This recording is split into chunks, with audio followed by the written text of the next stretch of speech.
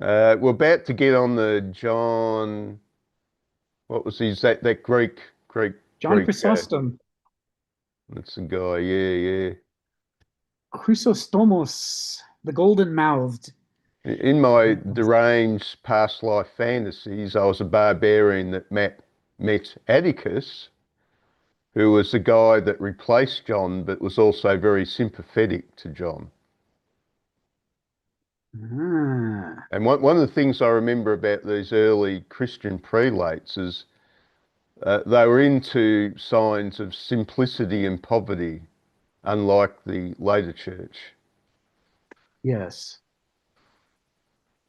Yes, they So, were still heavily influenced by Jesus and his attachment to poverty.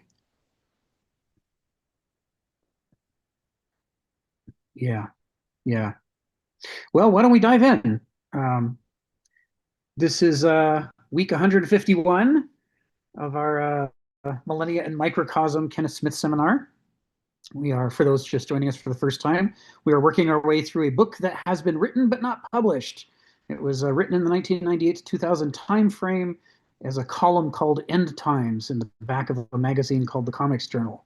And it is David, Roel, and I are working on pulling it together and getting it published for Kenneth, uh, who is a living philosopher from Texas. Yay, Texas philosopher!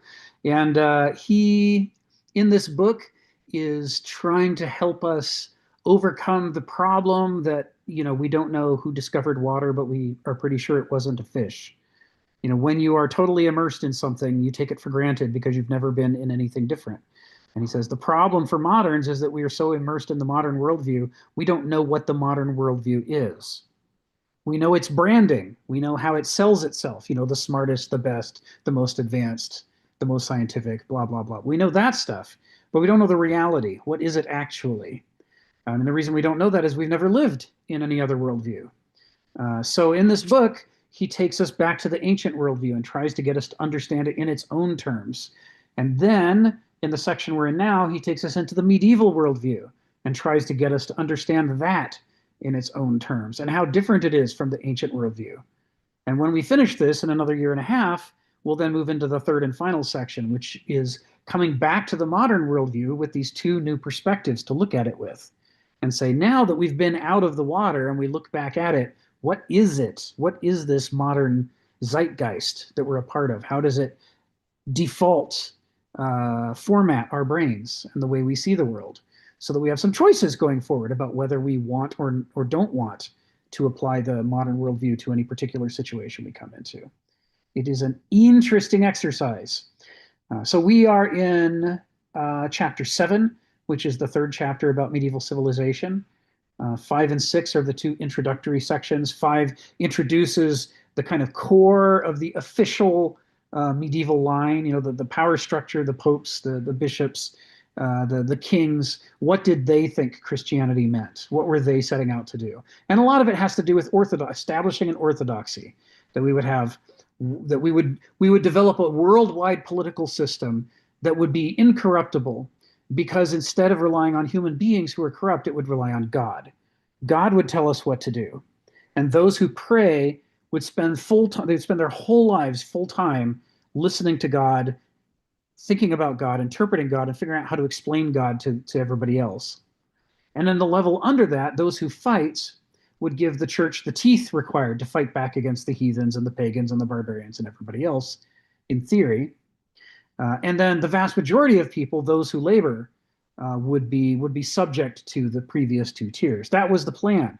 The plan was an incorruptible society. And core to this plan, as we saw in chapter 5, was genocide on a worldwide scale. The idea is there is only one true God, and there is only one true orthodox theology about that God. And every variant theology has to be removed, and every other religion has to be removed. Heathens, pagans, Muslims, Jews, everybody has to either convert or die. This is why Charles the Great, Charlemagne, was called great, is because he did these great campaigns across Europe, exterminating pagans and heathens or converting them, cross or the sword. That was your choice. So what's fascinating about this 1,000-year period that we're studying, as introduced in chapter 5, is that it is in European history the first time that a continent was united under the mission of worldwide genocide. Stated, not they were hiding it and you have to look under the covers and dig into their secrets to find out. They were proud of it. It was the core of their mission. Their mission was convert or die. Um, and then we get into chapter 6. And in chapter 6, we get the other half of the main dialectic of the medieval epoch. And the other half of the main dialectic is people who, rather than looking to the church hierarchy to tell them what Christianity meant, where the church hierarchy had been influenced by the political structure of the Roman Empire, we went to people who looked back to Jesus himself or to the original texts. And they came away going, I don't know if this is all about power and wealth and domination. Seems to me Jesus said it was about humility and poverty and having personal courage, to tolerate difficult situations and to reach out to the oppressed and to love your neighbor as yourself. And these people, for the 1,000-year period that the central hierarchy was trying to establish a program of worldwide genocide, these other people were trying to do interfaith movements. They were trying to explore the possibilities of spirituality. They were approaching their theology with great passion and conviction and intelligence, but with humility, right? Under the idea that they are not Jesus. They are not in a position to tell the world what Jesus meant. They're just trying to, explore these things, and they invite you to explore these things with them. And so we see this as the core dialectic of the medieval epoch, this tug of war back and forth between these two interpretations of Christianity. And in chapter 7, we're really now the pedal hits the metal, and Kenneth is really starting to explore individual topics, specific topics. So we are in paragraph 7. I just included paragraph 6 there in the text for those who want to pick up where we left off last time. But in general, we are starting into paragraph 7, and the theme of chapter 7 is selfless love and the encompassing. It's this idea of whether to use Stephen's terminology that he's brought up repeatedly throughout the seminar, can centripetal force be used to hold a civilization together? Can you use philia or eros or love as a way to counteract all of the very strong forces that are always acting on a society to make it fly apart into pieces, the centrifugal forces? Can you use love as a centripetal force? And that's what's meant by the title, Selfless Love and the Encompassing. So we're gonna dive into the good stuff here shortly, but and it's going to start with St. John Chrysostom. But why don't we begin with Phil? Phil, come off mute and tell us what's on your mind. To what degree was this actually necessary as a compromise relationship with Rome itself as an empire? So they adopted this sort of structure, hierarchy of obedience. It seems to me that this is producing a world of Manchurian candidates in which you are brainwashed into one system rather than coming up with ideas of your own, because that's restricted. I mean, if there's a supreme power, whether that's Caesar or whether that's God, then in a sense you have to obey and you have to be somewhat of a, if you want to call it, a citizen or religious person or slave to that system. So how do you prevent this sort of Manchurian candidate that's being developed? I remember when I was in college, a strange thing happened. Actually, one of my best friends, he was a little weird guy, and he was talking. He inherited uh, three daughters of his sister, who became a drug addict. So he was the guardian.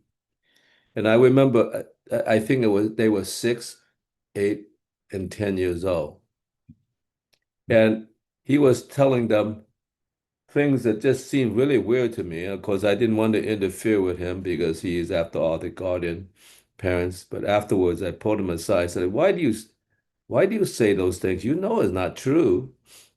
And he says, well, the reason I'm doing it is because everybody is so brainwashed by so many things. I want them to be so confused that they, in a sense, come up with their own ideas and liberate themselves from the ideas. I said, are you out of your mind? These are children. Why don't you wait until they're in college so they can have some free thinking? Otherwise, it could be so messed up they don't know what end is up to begin with. So you might be trying to, in a sense, liberate them, but all you do end up doing is to get them so confused they don't have a ground to stand on. You know, for so in a funny way, human beings are constructed is as if they have to have a grounding to begin with, and they could break out of the grounding. So in some sense, even in terms of the human development, it almost seems you have to start with something I guess you trust, even though you have no reason to trust it, and then you slowly break out of it. So that's just a weird situation because you start out with being an obedient person and you fall right into the Roman Empire and Christianity, organized Christianity. So you're trapped within a system. Doesn't mean you could break out of it, but it's been very difficult because you are a Manchurian candidate. That's it, Phil. Thank you, Phil. Yeah, certainly part of what we see motivating this kind of genocidal, there can be only one correct interpretation approach is that the very earliest records we have of Christianity are of a vast variety of people having personal visions of what Jesus told them. Paul talks about this extensively in his letters. And he's not the only purveyor of visions. He lists by name a number of other people who he considers to have had authentic visions of Jesus and Jesus told them things. And so they're getting their information from all these different conduits of visionaries, who are interacting with Jesus in this way. And they're saying different things. They're saying he half of his letters are about, okay, what that other guy told you, I don't think that's really Jesus. I think that's the guy's own ego talking. You should disregard that and focus on Jesus. Or saying, yes, what that other person said is right on, and yet you removed them as your as your head priest. I think you should put them back in because they were there, and I think that what they're saying is sound. And these new guys who you're listening to, I don't think they've got it. So they're having this problem early on of this chaos of kind of wild-eyed preachers from the desert coming every which way and changing the theology every other week based on what vision they just had. And so, in the 100s, after about 100 years or so, you get this new movement of orthodoxy, which is saying, if we want this religion to catch on, we need to be clear about what is and isn't this religion. And they become very concerned with, who's really saying what we consider to be Christianity and who's not. That goes on for a long time. They fight with the Gnostics, they fight with Manichaeans, they fight with Arianism. So many different sects they're fighting with, trying to say that's not Christianity, that's not Christianity. They're all close, but those aren't. Get only buy the real Coca-Cola. Don't settle for that Pepsi stuff, and don't get us started on RC. This is kind of where the motivation comes. And if you take that, centuries of concern over what is and isn't Christianity, and you marry it, like you suggested, to how do I appeal to the Roman Empire? How do I not get persecuted by the Roman Empire? And eventually, how do I start to look like a religion that the Roman Empire might want to adopt? Then you start to get this imperial focus, this kind of rule by force, getting married to this focus on orthodoxy. And it makes it very hard to maintain the original spirit of humility and love and the brotherhood of man and so forth. It's a really interesting, history, the way that this kind of emerged gradually over time. Stephen, come off mute and tell us what's on your mind. I'm hearing about people complaining that their brain has been colonized. That, for example, if we say speak the contemporary English language, we've genocided all the other options almost. We've been trained from, birth to live in a particular type of linguistic culture. There might be some small variations. So when people say, oh, my mind has been colonized, but no matter who you are, your mind is going to get colonized by some sort of culture. Oh, okay, maybe the only sensible culture is that of the Kalahari Bushmen, as in the film The Gods Must Be Crazy. That's man living as what he was built to be, a hunter-gatherer. And the good bit is the women all stay back in camp and the men go out and have fantastic adventures crossing the desert and hunting wild animals. That they call work. Having fun is work. You know, maybe that's deep down inside all I was meant to be. And then the absurdity of civilization came along and brainwashed me. That yeah, you get people like who are Jehovah's Witnesses, and it's rather tragic that they felt their mind was colonized by this, than say rather a liberal Christianity, which isn't so extreme. So maybe they've got an argument there. What is it like to have your mind colonized by, say, liberal Christianity, and then colonized by the Jehovah's Witnesses?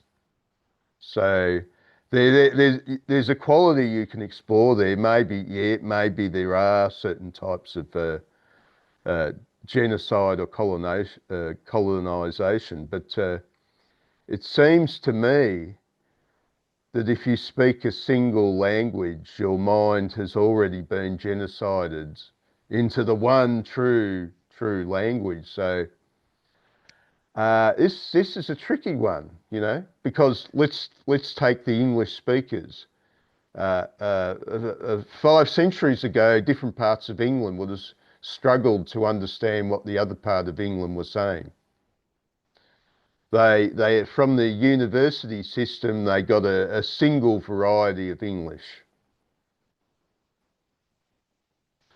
I was looking at a lecture and the guy was pointing out that how much America in its early formation, that the different parts of the original colonies were influenced by different parts of England.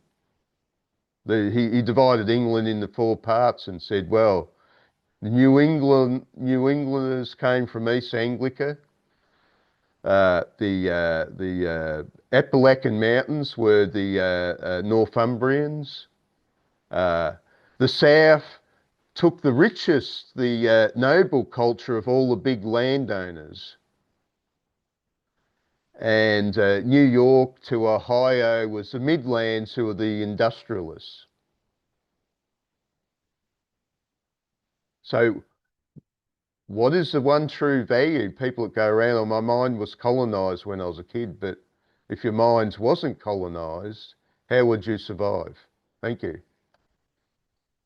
Thank you, Stephen. Yeah, I mean, this is the issue that goes back to the Greek idea of education, that Homo sapiens is an animal that's born unfinished. You know, I mean, it's not like a horse that's standing up within an hour or two. This is and can gallop around with, you know, on the same day. This is a creature that can't even hold its head up when it's born. Is we don't know what to even notice or care about or want when we're born. And it's the culture that fills in the gaps and helps to turn the generic animal that we're born as into a specific animal that we grow into becoming. And without that, you're right, we absolutely couldn't function. That's required to get us to a functional level. But it's after that stage that, you know, the Gnothi Seauton comes into play, which is you better look at how did you get, you know, cultivated? What did you before you were able to consent, because consent wasn't even a concept for you, you know, how were you formatted as far as your default assumptions in life?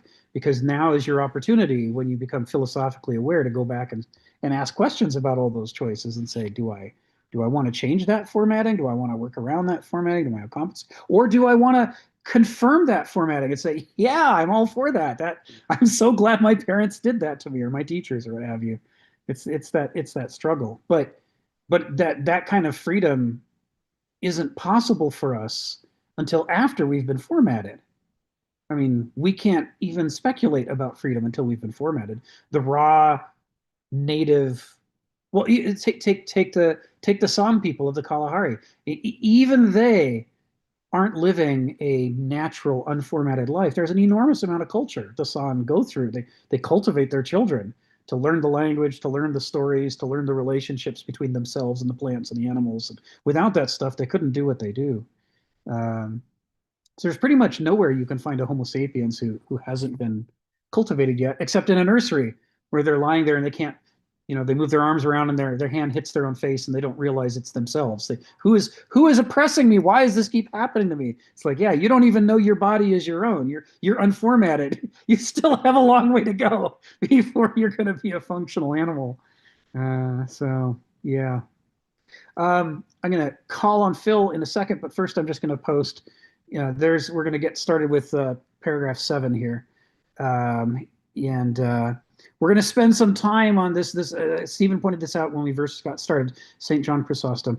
I am criticized often for my continual attacks upon the rich, wrote St. John Chrysostom. Yes, because the rich continually attack the poor.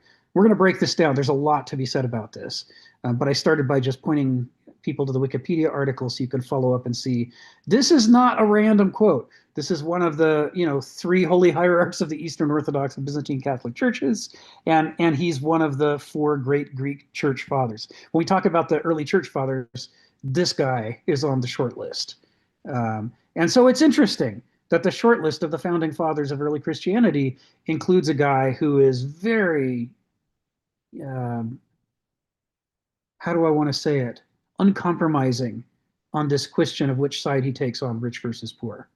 I mean, he is totally on Jesus's side. He wants to know where the lepers and prostitutes and strangers are, so he can get in there and start working with them and helping them. That's St. John Chrysostom's mission. Phil, come off mute and tell us what's on your mind. Yeah, I actually have an answer for the linguistic problem, which is deeply embedded within culture in a sense, because it's a dynamic system. The first thing you have to understand is human beings are not infinite beings. We are finite beings. So therefore, we are always living in a process. The process itself is dynamic. In other words, in order for it to function, there has to be a relationship between setting up the process at which it anticipates or speculates over the horizon a system that will hold the process together. But on the other hand, it also understands that whatever holds it together is always transitional and temporary. So there is a dialectical process that's happening between what is permanent and what is dynamic. But even that itself is a dynamic process, because when the process changes and it gets into a formal structure, then you realize that the new process will begin and change that also. That dynamic relationship is what human beings are trapped within, because we are limited minds. We cannot think till the end of history. We could only think in terms of now in time and in the process. Maybe eventually over a billion years, we will get to the end of history, but we are not at the end of history. But we do need a process to, in a sense, when I go and paint or do whatever it is, or when Sharon goes into the hospital and does her thing, she has to have some stability to say, oh, this is how it is. But she also knows that that could change at any moment. And it's a dynamic relationship. If you catch that dynamic relationship, it is not a firm ground, but it is a temporary ground that is slippery, and there's a relationship between them. I had this thought when I was working on my artist statements, and I'm not a terribly good writer or efficient in languages, but I realized as I was writing the process itself within myself, in a sense, I noticed that words change their meaning in relationship to other words. And when I began to realize that, I said, oh my God, this whole thing is unstable, because I look at it and I actually tried to quantify that, because every time after a number of time writing, that I realized that situation, I actually made a glossary every time. Let's say starting with let's say the 57 manifestation, I start noting how they are related, and I categorize it. And then when I begin to work with it, then I realize, well, next time I look at it, it's changed again. And as it got to a point were so unmanageable for me because it's so dynamic. It got me, I literally got nauseous trying to reach to the bottom of the well with all these words floating. And I knew that I did not have the linguistic uh, aptitude to quite manage to get to the bottom of the well and say, oh no, I finally got to the bottom of the well. I'm always in the middle of the pool, and I accept the fact that that is my limitation as a human being. But I do have that relationship with the fact that there is a process going on that gives me a form to aim to. And in a sense, once I get to that form itself begins to dissolve and the new process begins in some sense. Now, if I was God, I would have, well, or if I was Newton, I just throw the rock and it sinks to the bottom of the well and problem solved, you know. But I knew that wasn't the way it is with slippery language or culture because it's always fluid. So don't think that, you know, if you will rip and wrinkle and you sleep for 100 years, when you wake up, everything will be the same. You know, well, it's sort of the same, but it's the rhyme is completely different. So in a sense, you have to understand that that is your destiny as a human being, because we can't get to the bottom of the well. That's it. You are always sinking, you know. That's it. Uh, Once you understand that dialectical process, then you could begin to actually re revolve yourself in the process and see that even in your own limitations, the thing is dynamic. It's always changing. That's it, Phil. Thank you, Phil. So let's dig into this. Geneva made an excellent point last time about how easy it is to read this, especially to read, you know, the end of the of paragraph 6, where Saint Basil, or sorry, where Proudhon is saying property is theft, and Saint Basil was saying the rich take what belongs to everyone and claim they have the right to own it, to monopolize it, and continues, the shoes rotting in your closet belong to the man who has no shoes. The money which you put in the bank belongs to the poor. You do wrong to everyone you could help, but fail to help. And Geneva pointed out, what are we talking about exactly here? I mean, are we saying nobody's allowed to own anything? And, you know, every drug addict who comes, drug seeking person who comes along needs to have all your money so that they can, you know, shoot up the next round. And it is, of course, this is the problem with this language and with, you know, anytime we're writing something like this is Kenneth can't control all the implications of what he's saying, and you know what Geneva saw as a possibility in it is a possibility in the text the way that it's written. It takes the rest of the text put together to help us to see kind of what Kenneth's really talking about here, which isn't really that you're not allowed to have any shoes, you have to give them away, but is rather talking about an era when the ultra wealthy Roman emperors and their cronies were busy throwing parties, you know, that costs, you know, the entire income of nations, you know, raining rose petals down upon their guests. I don't know if you guys have ever seen the famous painting, The Roses of Heliogabalus, which is about a big party that Emperor Heliogabalus threw, in which he dropped so many roses from the ceiling upon the guests. Some of them actually died; they suffocated under the under the roses. And it's like when you have so much wealth, it's just you just don't know what to do with it, and yet all around you are people in need, and it doesn't occur to you to help a single one of them. You know, you could cure poverty or disease or what have you. And you're like, no way, man! I'd rather suffocate my guests in rose petals. This is my you know. And the other thing is the poor that we're talking about in this era. This isn't like, you know, a handful of drug addicts shooting up in an alley. This is 90% of the population of the Roman Empire, because by the late Roman Empire, it's become volatilized into these two extremes of extreme levels of wealth that are so extreme they're damaging to human character. This is what the Aeschylus talked about. It's what Thucydides talked about. It's what Cornford talks about. And let me actually put that reference in here again for those new to these calls. F.M. Cornford's book Thucydides Mythhistoricus, in which he goes back and reinterprets Thucydides' history of the Peloponnesian War as a morality tale that is attempting to make the argument that the reason that the war happened and Athens lost was because the character of Athens had grown corrupt. And in that, Cornford argues that Thucydides is using the framework, the old daimon framework, the character framework from Aeschylus and from early Greek religion. And we spent some time talking about that at the end of the discussion of chapter 4. But there's a part of it that's highly relevant here. And that is these words, rich and poor.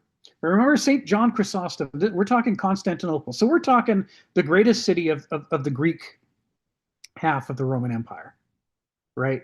So this is where we have the most continuity with Greek philosophy. Now, to say that we have the most continuity doesn't mean it's identical to. So Kenneth always makes the point, the Hellenic age ended shortly around or after the Peloponnesian War. It was replaced by the Hellenistic period, which is under the Macedonian emperors, the new pan-Greek, pan-Hellenic, koinoi Greek, in which we're going to band together and make great empires, straddling the world. And then that's conquered by the Romans. So you have the Roman Greek period, in which the Greeks are a conquered state, and in which Greek scholars are routinely used. They're taken as slaves and used to educate the children of the wealthy Romans. So, talk about wisdom having fallen all the way down to the level of slavery, right, under the Romans. And then this new thing that's emerging with St. John Chrysostom and others, which is Christian Greek, where they are early adopters / collaborators in creating what becomes the medieval Christian religion. And long before Rome embraces Christianity, you have Greek and Greek-speaking cities and regions that are adopting Christianity. So what Chrysostom's talking about here, we're not talking, also just archbishop, right? We're not talking a wild-eyed prophet from the desert who nobody likes. We're talking about one of the most important figures in Christianity in the years that he lived. So this is where part of the mainstream is in Christianity. And this is so different from where it's going to be 600 years later, when, they're sinking under the weight of all the gold that they've piled up, in the papacy. But in this period, we still have a guy who's, sort of on a par with a pope. An archbishop is way up there.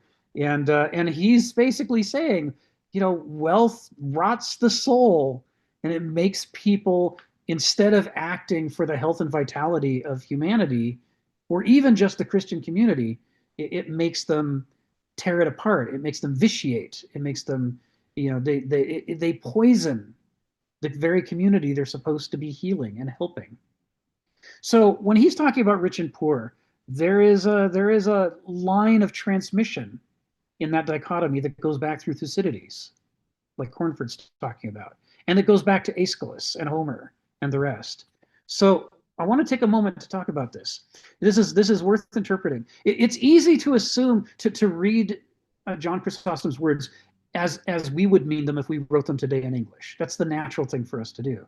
But of course, he didn't use the word rich because that's an English word and he spoke Greek, and he didn't use the word poor because that's an English word and he spoke Greek. So what words would he have used? I don't have the exact quote, but I am going to take us back to the points that Cornford made, which is this. The Hellenic peoples are concerned with character and the cultivation of character, anthropoculture. How is it that you can take a generically formatted human being and help to cultivate them into being a moral agent in the world, who's capable of pursuing what's healthy for them, what's healthy for their family, their neighborhood, their community, what's healthy for Homo sapiens, and what's healthy for life all over the world? That multi-layer health, that is the Greek concept of health, right? That doesn't leave room for the error of thinking that cancer is healthy because, after all, it's doing such a great job for itself, right? So hyper-individualism is ruled out as healthy by this Greek conception of health. But also fascism, communalism is ruled out. The idea that the whole is more important than the parts, and that the whole has a right to tyrannize the parts and force the parts to do what it wants. That's also ruled out by this Greek conception of health.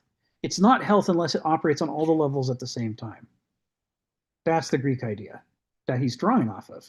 And in that Greek idea, with the primary concern being about this problem that Homo sapiens is so generic that we can't trust this species to do the right thing. That at our best, we can do marvelous things, but at our worst, we do horrific things. We have a wider moral range than any other species on the planet. And that it's our duty, it's our ability and our responsibility and our duty to cultivate our character away from the demonic end of our behavior and toward the angelic end, to try to make ourselves the best that we can be. These are the things that Aristotle talks about relentlessly. The beautiful and the good, right? He's how do we find that harmony of character that allows us to develop in these directions? He writes about ethics, he writes about values, he writes about politics, always from this perspective. So this is why, as Cornford argues, the Greeks are obsessed with this problem of you want to, on the one hand, you want constructive competition, right? The Greeks highly competitive. Not an accident they made up the Olympic Games and the others. I mean, they love to compete. They relished defeating your opponent. Nietzsche writes about they relished it to such an extreme that it makes modern comfortable. The joy. Schadenfreude might be a German word, but the Germans are really just a shadowy echo of the extent to which the Greeks really had Schadenfreude. It's like, yeah, in your face. Who's the loser? You're the loser. I won, right? I mean, they were really into victory, but they didn't want the extremes between rich and poor to develop. They wanted there to be a wide range between rich and poor, in which people could be rewarded / punished for their effort or lack of effort, in which those who pursue excellence could rise. They wanted a meritocracy, and that means you're going to have sedimentation and hierarchies and inequity. But they didn't want the extremes, because they said what happens at the extremes, extreme licentious vitiating wealth, wrecks human character. People stop developing their character and they start throwing money at problems. And when they do that, their character atrophies and they become awful people. As Nietzsche summarizes it, the Greek assessment is that power makes stupid. So you have to be careful how much power you accumulate to yourself. You want enough power to solve your problems, but not so much that it begins to make you stupid and rotten inside. And they said the opposite extreme is equally bad, kind of grinding poverty, which is so bad that it drives people into forms of desperation. At that point, nobody has the time to focus on cultivating their character at all, because everything is about how do I get the next crumb into my mouth? How do I not die tomorrow from exposure? It's that level of poverty prevents people from developing well. And as the Greeks are all too aware, human beings that don't develop well become a menace to the whole world. Right? I mean, one rotten character in the wrong place can wreck a civilization. The Greeks, the whole Homeric cycle is about, out of a vast population of people living in Homeric times, a relatively small number of them led the Greek world into disaster. And they were even the most admirable of the Greeks at the time, except that there were blind spots in their character that led them to make disastrous mistakes. And with their power, the power magnified those mistakes until it took down Bronze Age civilization. The whole Mediterranean went into a dark age. And the Greeks are obsessed with this problem. So they say, you want to make a civilization in which there is competition and there is inequality, but not such extreme ranges of inequality that you get to those destructive forms of hyper wealth, which they called plautos, or hyper poverty, which they called penia. Plautos and penia are the enemies of personal character, and they're the enemies of civilizational character, and they have to be avoided at all costs. You want to cap the top way up there, but you want to cap it. And you want to lift the bottom way down there, but you want to lift it. You want to get it to the point where even the poorest people still have enough leisure in their lives and enough safety that they have a little time left over to cultivate themselves with. They need that. Because Fortuna has such a major effect on the course of human events. You don't know whether the people at the top really are Aristoi. And you don't know whether the people at the bottom really are Douloi. And you've got to give them the room to cultivate themselves, to unfold from within their character the possibilities they have so that you can discover who they are. And then if society has made a mistake and put the next Einstein at the bottom of the totem pole. You can go, oops, our bad. let's get you out of here and lift you up. But if you've got him in grinding poverty so that he never gets the chance to think about anything other than his next meal, he's never going to develop into that next Einstein. And the entire civilization is denied the opportunity. And that opportunity might have been the one that would have saved your civilization. You might have needed that person's excellence. You can't waste it because you don't know what's coming. So this is the schema. When they say rich and poor, they're talking about Plotos and Penia. The Greeks call these the xuntukai or xuntukiai. I put it in that text there. And what they mean by these is these are the extremes of the standards of living that human beings can be in. These are standards of living that are so extreme that they alter somebody's relationship to fortuna. Remember, for the Greeks, fortuna isn't about winning the lottery and having good things. Fortuna is the wheel that constantly reverses who's on top and who's on bottom. Your good fortune today can lead you into bad fortune tomorrow. Your bad fortune today might lead you into good fortune tomorrow. You don't know. There is this random element, what Joe calls contingency. There is this fluctuating contingency that's always going around. And what you want is you want people with enough character that they know how to respond to good fortune or bad fortune. And the problem is when people are at these levels of xuntukiai, when they're at these extremes, they're pushed so hard by their circumstances that it's almost impossible for them to avoid being possessed. And this is I'm about to come to the punchline here, and then I'll call on the hands. So what I mean to say is, and Cornford talks about this in his book. It's really interesting stuff. He says, the possession depends on whether you're suffering from Plautos or whether you're suffering from Penia. If you're suffering from Penia, you're almost inevitably going to be possessed by one or both of despair on the one hand, and I don't know the Greek word for that, or daring on the other hand, and that word is tolma. And the problem with these is despair means that when opportunities come, you don't take advantage of them. Life contingency hands you, here comes Moses floating down the river on the basket, and all you have to do is reach out your hands, but you've given up. You don't have enough spirit left in you to take advantage of the things that life gives you. And that will include cultivating your own character. You won't do it because you gave up. And you didn't give up because you're a bad person. You gave up because under grinding poverty, and almost anybody gives up. There's no meritocracy at this level. The great are wrecked when they're in Penia, right?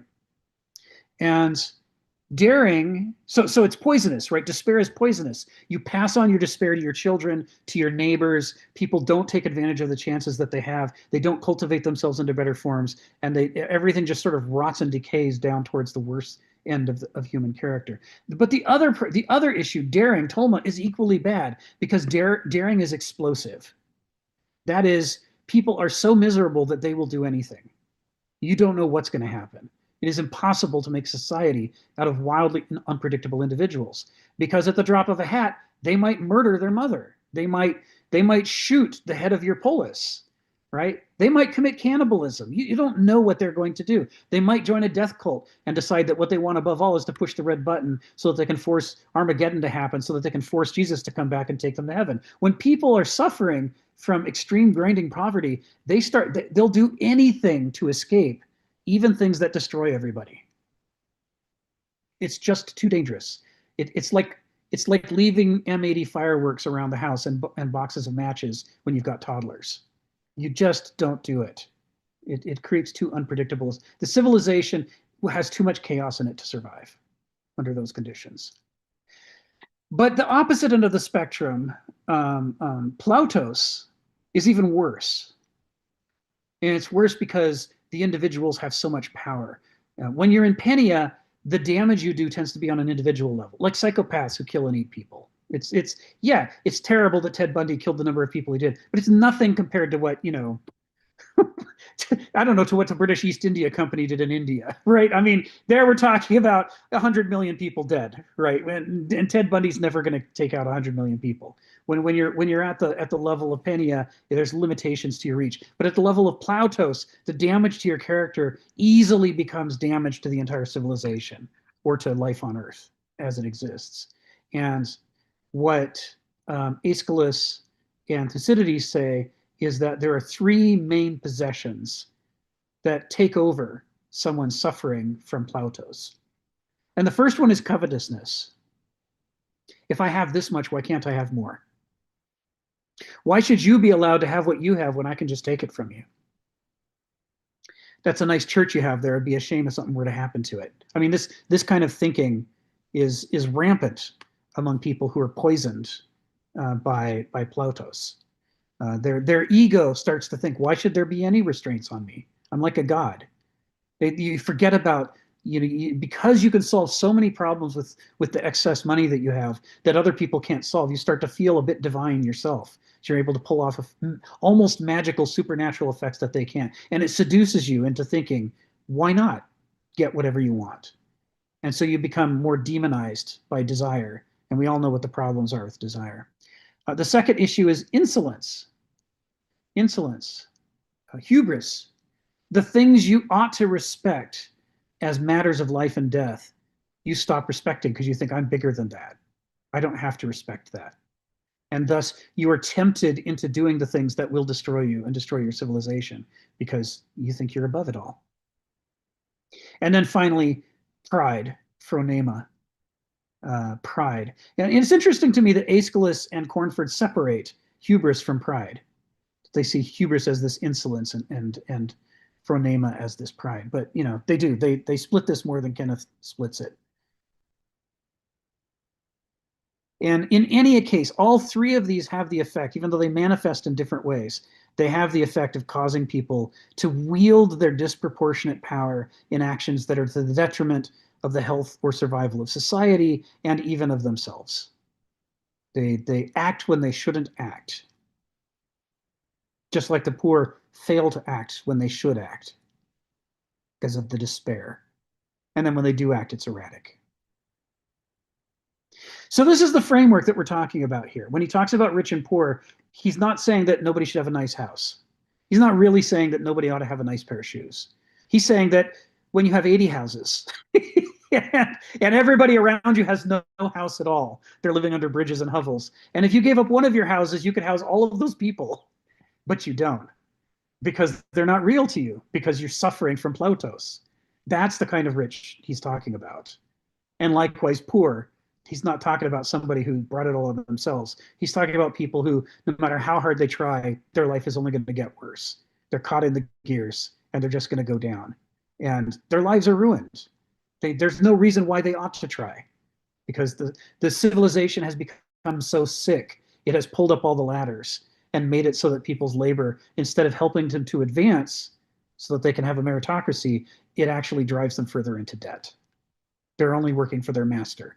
Their master gets richer, their master gets more powerful, and thus their master is able to put even tighter iron shackles upon them using the extra power that their labor has given their master. That is, the relationship between labor and progress has been inverted under these conditions of Penia. The Greeks thought you can't survive under conditions like that. And so it is a kind of war. It's like a kind of civil war.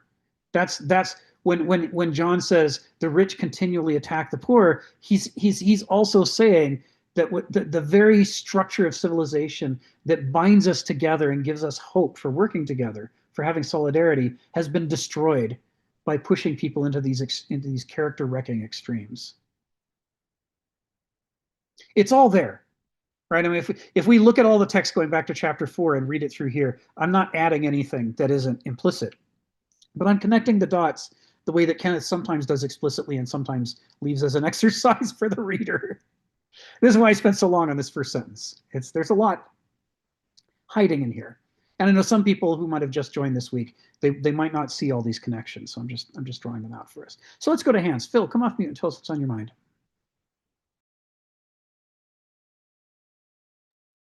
Well, I'm going to start with a contemporary condition, and then I'm going to move to Plato uh, because I want to sing some hymns to Plato. But when you were just explaining what you just explained, it, it, uh, a financial advisor came to mind. His name is what's his name? Michael Pinto. Michael Pinto is always talking about the destruction of the middle class as the destruction of a capitalist system of actually producing wealth. And he's talking about the quintiles. He says even the middle class, the lower middle class, the middle class, and the upper middle class has been moving down. It's getting poorer. He's talking about the bottom quintile, which is I guess, the lower class and the working class. They are so desperate. That's what happened in January 6th. They finally invaded the Capitol and destroyed the Capitol because they had nothing else to go on.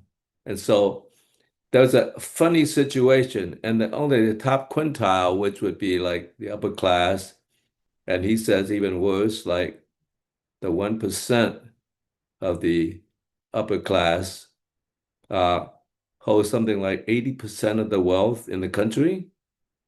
It is like, it's just like the gap between that is just too enormous for a functioning society. So he could say that in some sense, particularly the destruction of the second to the fourth quintile, that is actually the thing that holds up the society and holds it together. The reason I know about him is because I am impressed enough by his concern about this that I'm trying to get him to manage a small portion of my wealth in a sense, because he knows how to hedge the system a hell of a lot better than I do. But in any event, then I'm thinking, this really goes back to my hymn about Plato, because you've been talking a lot about Aristotle, but Plato is really important in that. And I remember in the Republic, Socrates went down to Piraeus to celebrate the religion of the heathens because he wanted to learn from others. This whole thing about being cosmopolitan is, in some sense, a very Greek idea that was born in that sense because as limited individuals as we are, we don't know everything. And so Greek philosophy is not about knowledge. It approaches knowledge through what's called wisdom, that in some sense is how we structure our relationship because we're finite individuals and all we have to do is not have to do, but all we got is, in a sense, a way to broach true knowledge in this sort of relationship, what I talked about between, let's say, the structure you want and push against the intervening structure that's emerging. So that relationship is kind of important. And that cosmopolitanism is, in some sense, a middle ground that allows you to broach that relationship because there are other stupid people as well as yourself who actually might have some ideas about how to manage this system in your head, that in some sense is related to the world because it's a dynamic situation. And that sort of cosmopolitanism, in some sense, is to spread out the understanding in a broader way to, in a sense, hedge the system of not knowing what the hell you're doing because nobody else does. But in some sense, you could work that out. I remember this distinctly because when I was sitting at Berkeley, I was at San Jose State and I transferred to Berkeley because I got a scholarship to go there. And I remember when I was at San Jose State, I didn't have to take a language. So I was very upset because one of the reasons why actually I didn't get into Berkeley to begin with is because I flunked Latin, which is the only class I ever flunked, at least in high school and grade school. And I remember it was such a painful thing that I end up sitting behind this fat guy and just spend the whole time trying to like make myself as small as possible so they get caught about. I remember the teacher actually threw a eraser at me at one point. She was so angry with, with me. So in some sense, but she did say something very nice. She says, "Well, don't worry, Phil. Winston Churchill also flunked Latin." So that was some sort of compromise. And so in some sense, I remember I I not so much enjoyed that, but I sort of like I sort of relished it in some sense because I begin to understand how other people might feel in other classes because I've had that experience, right? Because what if they were bad in mathematics or English or anything else? It's like they would be, well, I guess they probably wouldn't hide behind the fat guy, just don't show up at school. So I became much more empathetic in that relationship. So when I was at Berkeley, I actually petitioned the dean. His name was, I think, Fox, and and I went to his office. I complained about why I had to, take a language, and he looked at my records and he realized I was a very broad human being with very cosmopolitan attitudes, and he actually literally said, "Phil, I don't care if you don't take a language, but let me explain to you why you should take a language." He says, a foreign language is one of the few tools that the academics has to, in a sense, wean people out of the parochialism so they get to learn another language and through that learn a different culture. That's the reason. And so I'm not going to require you to do it, but that is a tool that we have as an academic in order to actually wean people out of the parochialism. And therefore, in a sense, you should consider taking it because that's what the system offers. And you should obey the system to a certain degree, but you're not required to. I've given you a pass. You don't have to do it. I understand your situation. So I thought his argument was so reasonable. I just decided, you know, I'll just take one for the team. So I went and took Chinese because I thought maybe I could get away with it a little bit. But unfortunately, my native language, or those I all forgotten, was Cantonese, and taking Mandarin was a different language. So I barreled through that. I really had a lot of trouble with it. But nonetheless, I was happy to do it because I thought at certain points, you need to take one for the team. And if you don't do that, in a sense, you're being selfish. So in some sense, yeah, I took one for the team, although I didn't have to. He cleared me from it, you don't have to. But he gave a pretty good argument because, everybody has to take one for the team at some point. If you don't do it, you're just being selfish. You're being, Gordon Gecko. Agree is good, right? Yeah.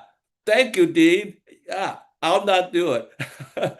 So I think if you think about yourself and how you live in a society, you have to at some point take one for the team because otherwise you're not obeying the system you work in. And so therefore that system is in a sense a structure which has a kind of stasis in which you're pushing against. And that relation, if you don't have that at all, then you just have a chaos. You do not have a dynamic system whatsoever. That's it. So take one for the team. Please learn how to take one for the team. You don't have to take my one, but you have to take one for the team at some point. That's it, Phil. Thank you, Phil. Yes, taking one for the team, and just like sometimes you should take one for the team, sometimes that if it's a healthy relationship, the team should take one for you. You also want to see times when the system bent when it didn't have to, because you really needed the support in that moment. And if the team knows what's good for it, it'll make sure its members don't die off just because it's unwilling to do anything good for them. That idea of one side must give entirely to the other and the other side doesn't give back. This a, a nice recipe for a dystopia.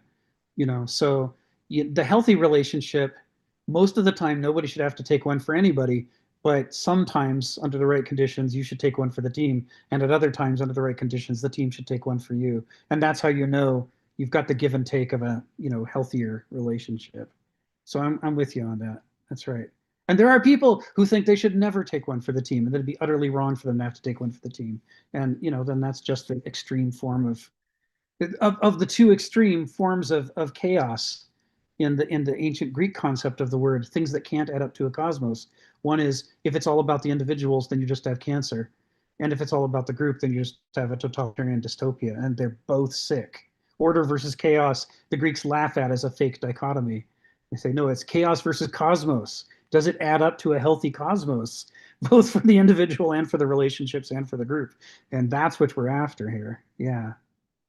Stephen, come off mute and tell us what's on your mind.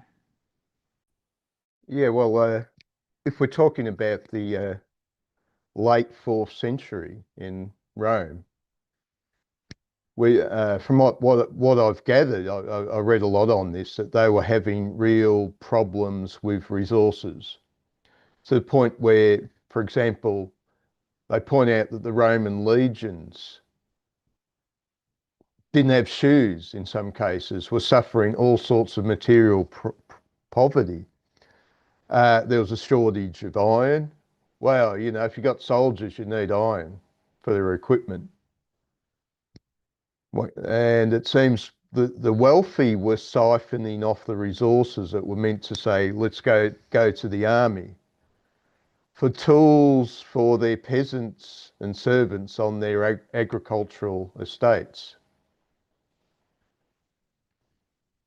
And yeah, there was a desperate shortage of goods, but that doesn't apply to modern America today, because in modern America today, everybody is a pluritac.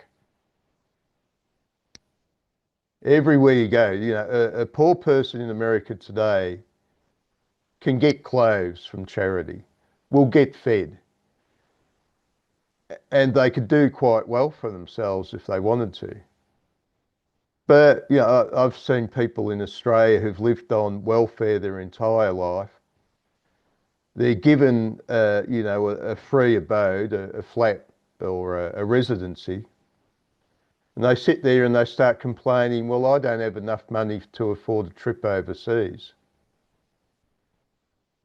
I'm tired and sick and tired of the so-called poor in the Western world and them raving on about how they want more when they do so little with what they got. Because as far as I can see, this stuff that parties like the Democrats project is a nonsense. They take the baby of imagined poverty so they can get onto a lifeboat off the Titanic, and then they toss the baby overboard. There's a cynicism in the leftist parties today. They have come to the conclusion that they're going to acquire greater wealth working through a party devoted to alleviating poverty. This is what Charles Dickens warned about in Oliver Twist, where the people running the orphanage are lining their own pockets at the expense of their subjects. And this is all over the place today. This is the worst you can imagine. I'd say we live in a culture that's filled with spiritual poverty, which keeps on saying the answer to spiritual poverty is greater material wealth, which creates even more spiritual poverty. But modern the modern Western world is not in the condition of the declining Roman Empire. Back then, there's a good argument. In 19th century, for example, when there were people without clothes, middle class people would, oh, I've got some old clothes here. Does this fit you? That was their culture. Today, you have rather powerful charities doing all that. But the poor today are claiming that they're disadvantaged because they don't have the greater material wealth, where in fact, by the standards of this Roman Empire we're talking about, they're quite well off.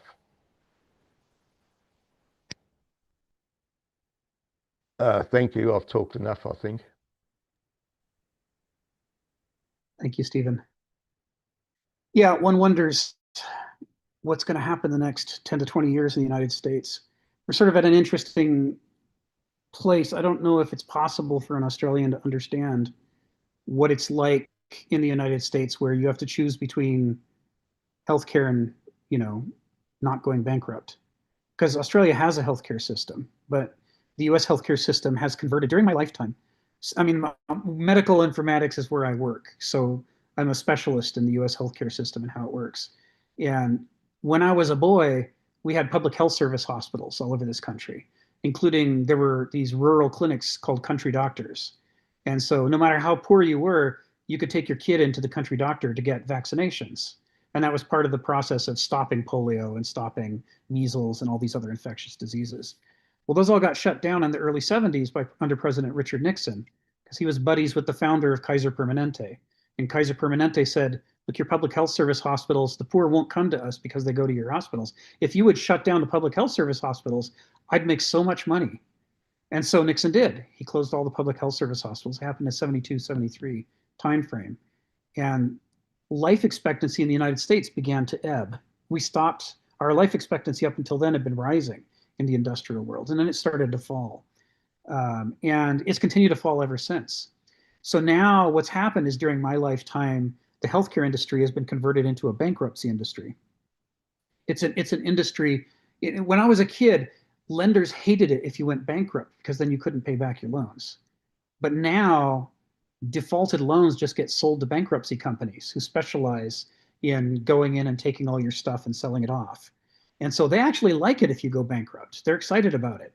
The lenders in the United States are pushing high interest loans and credit cards on everybody all the time. I get, must be 15 to 20 of these emails a day in my inbox here in the US.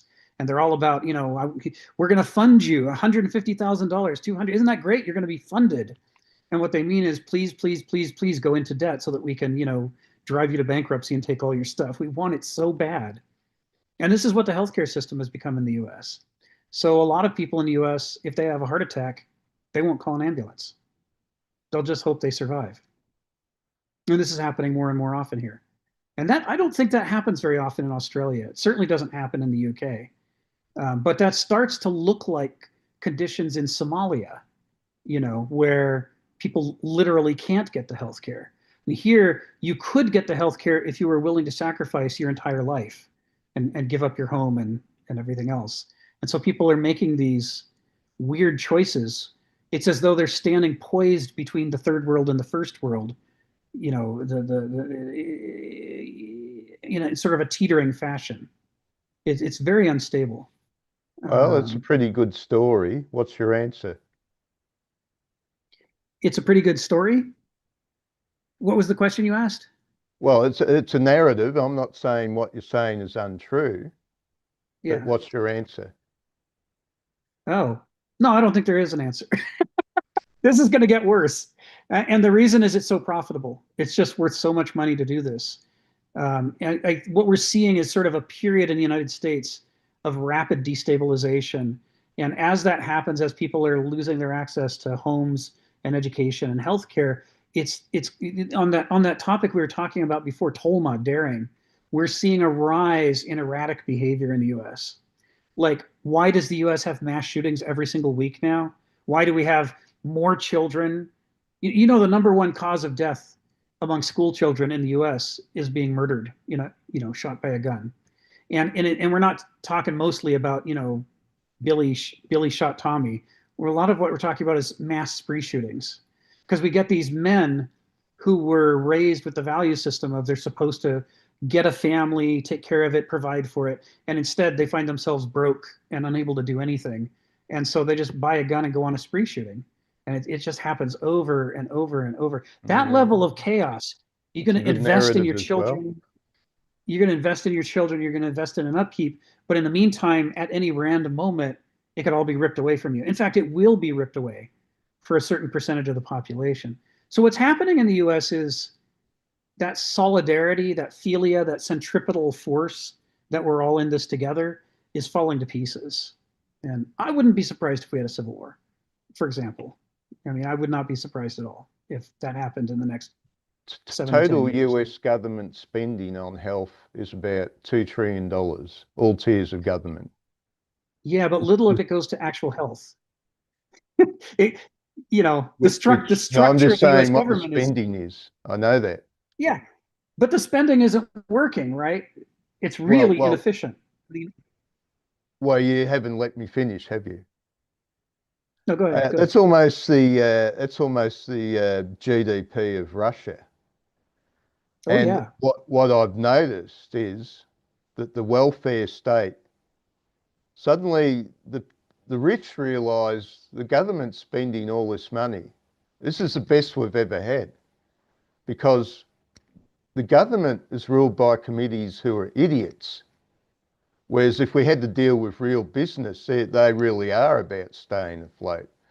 But the government has the pocket of the taxpayer. What are we doing? There's all this lovely money. This is Oliver Twist all over again. Yes. The people running the supposed government services are the ones getting rich, who are getting Yes. very well heeled, and they want more. This Yes. isn't enough. We want more, man. Yes. Donald Trump, we don't want you getting in our way. This is socialism. This is For the what the rich. welfare state has become because the smart will exploit any system Yes. that you care to propose.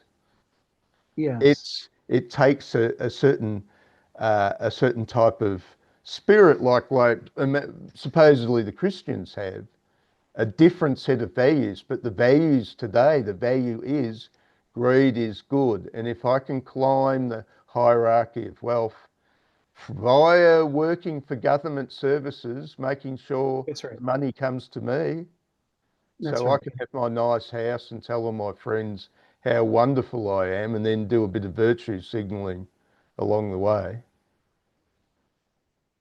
Yeah. This is a spiritual poverty. It is a spiritual poverty. Yeah. Sorry, But there's obviously a huge debate there, and we haven't got time for it. we Thank you. don't. But generally speaking, it's just I want to make sure people outside the U.S. kind of know more about how things have changed just during the last 40 years. Everybody who lives here knows somebody that gives them an object lesson so that they can see how profound the transformation is. But when I was a kid, things were very different than they are now. They were a whole lot. They weren't good, but they were healthier. And what the generalizations that you made about the level of poverty in the United States, that was certainly true when I was a kid. There was poverty, but there was also this social kind of network designed to try to lift them up out of poverty and make sure that nobody was living at the state of a slave under the Roman Empire.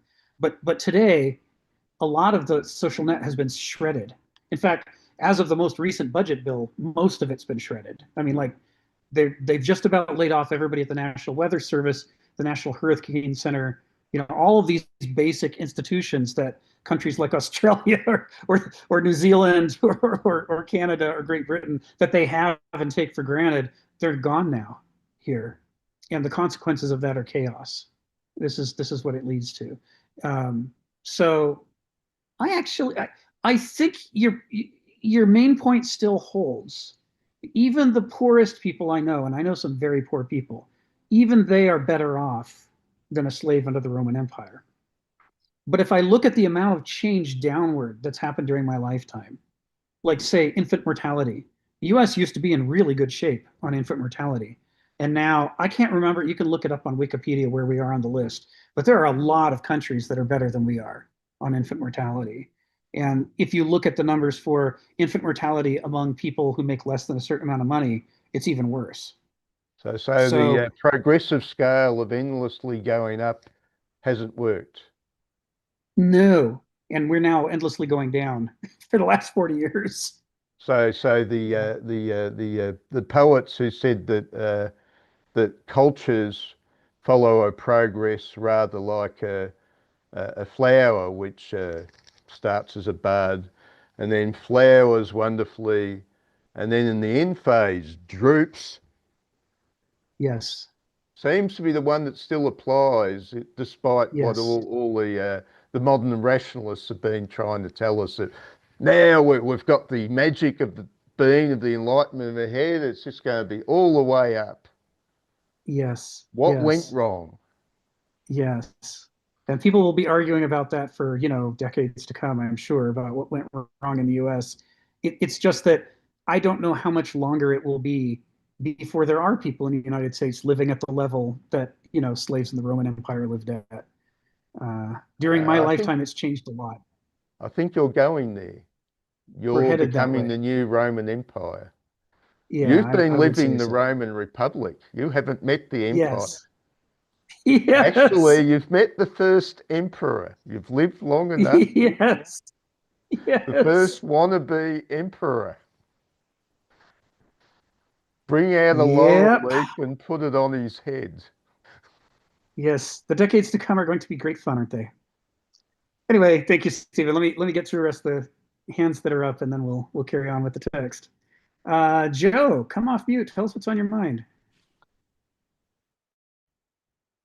So, that was an interesting exchange. The only thing I'll add on to that is, that in conversations that I've had with people, when I think about the idea of what is progress, and one of the things that, has come up is even this idea of suicide, and how those numbers have jumped. So that, there is um, a, a lot of different challenges going on in the United States right now. And I'll also say that when you start to make education, formal education, the pathway to a better life, but then the price of that education is so exorbitant that the average person cannot afford it, well, that's problematic. Um, and also the price of obviously health.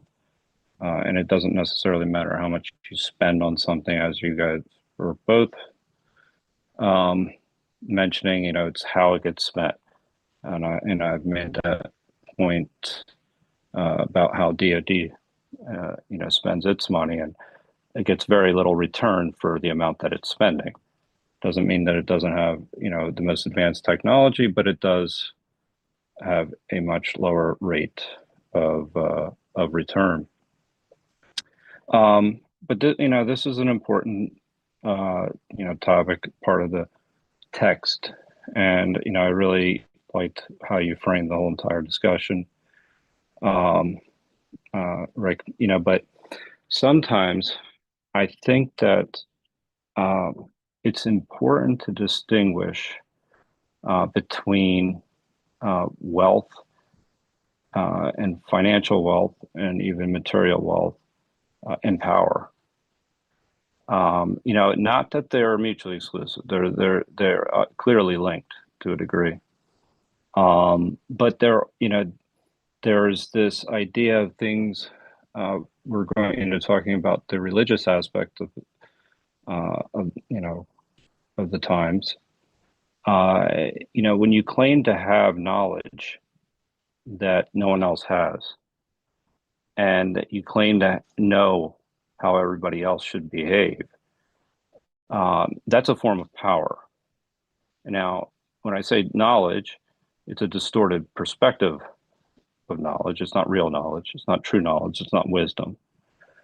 But all of a sudden, you can hijack the metaphysics of ethics. And when you do that, then all of a sudden you have the answers. And that leads to a form of authoritarianism, without a doubt. And it doesn't necessarily require financial wealth, even though that's obviously, I'm not going to say that, obviously, religions have acquired a tremendous amount of wealth over time, but it's not necessarily the same exact thing. So making that distinction, I think, is really is a very important thing. Is that wealth and power, we sometimes conflate the two. And again, I don't want to necessarily say, obviously, the wealthy in our country have an inordinate amount of influence, right? So we tend to, kind of, make the connection between wealth and power, but just important just to separate those two. And the other thing that I would say that's actually very important is that when you're thinking about the progress of society in general, the disparity that currently exists is a problem, and it was a problem in Rome with Caesar, and that's why Caesar was able to actually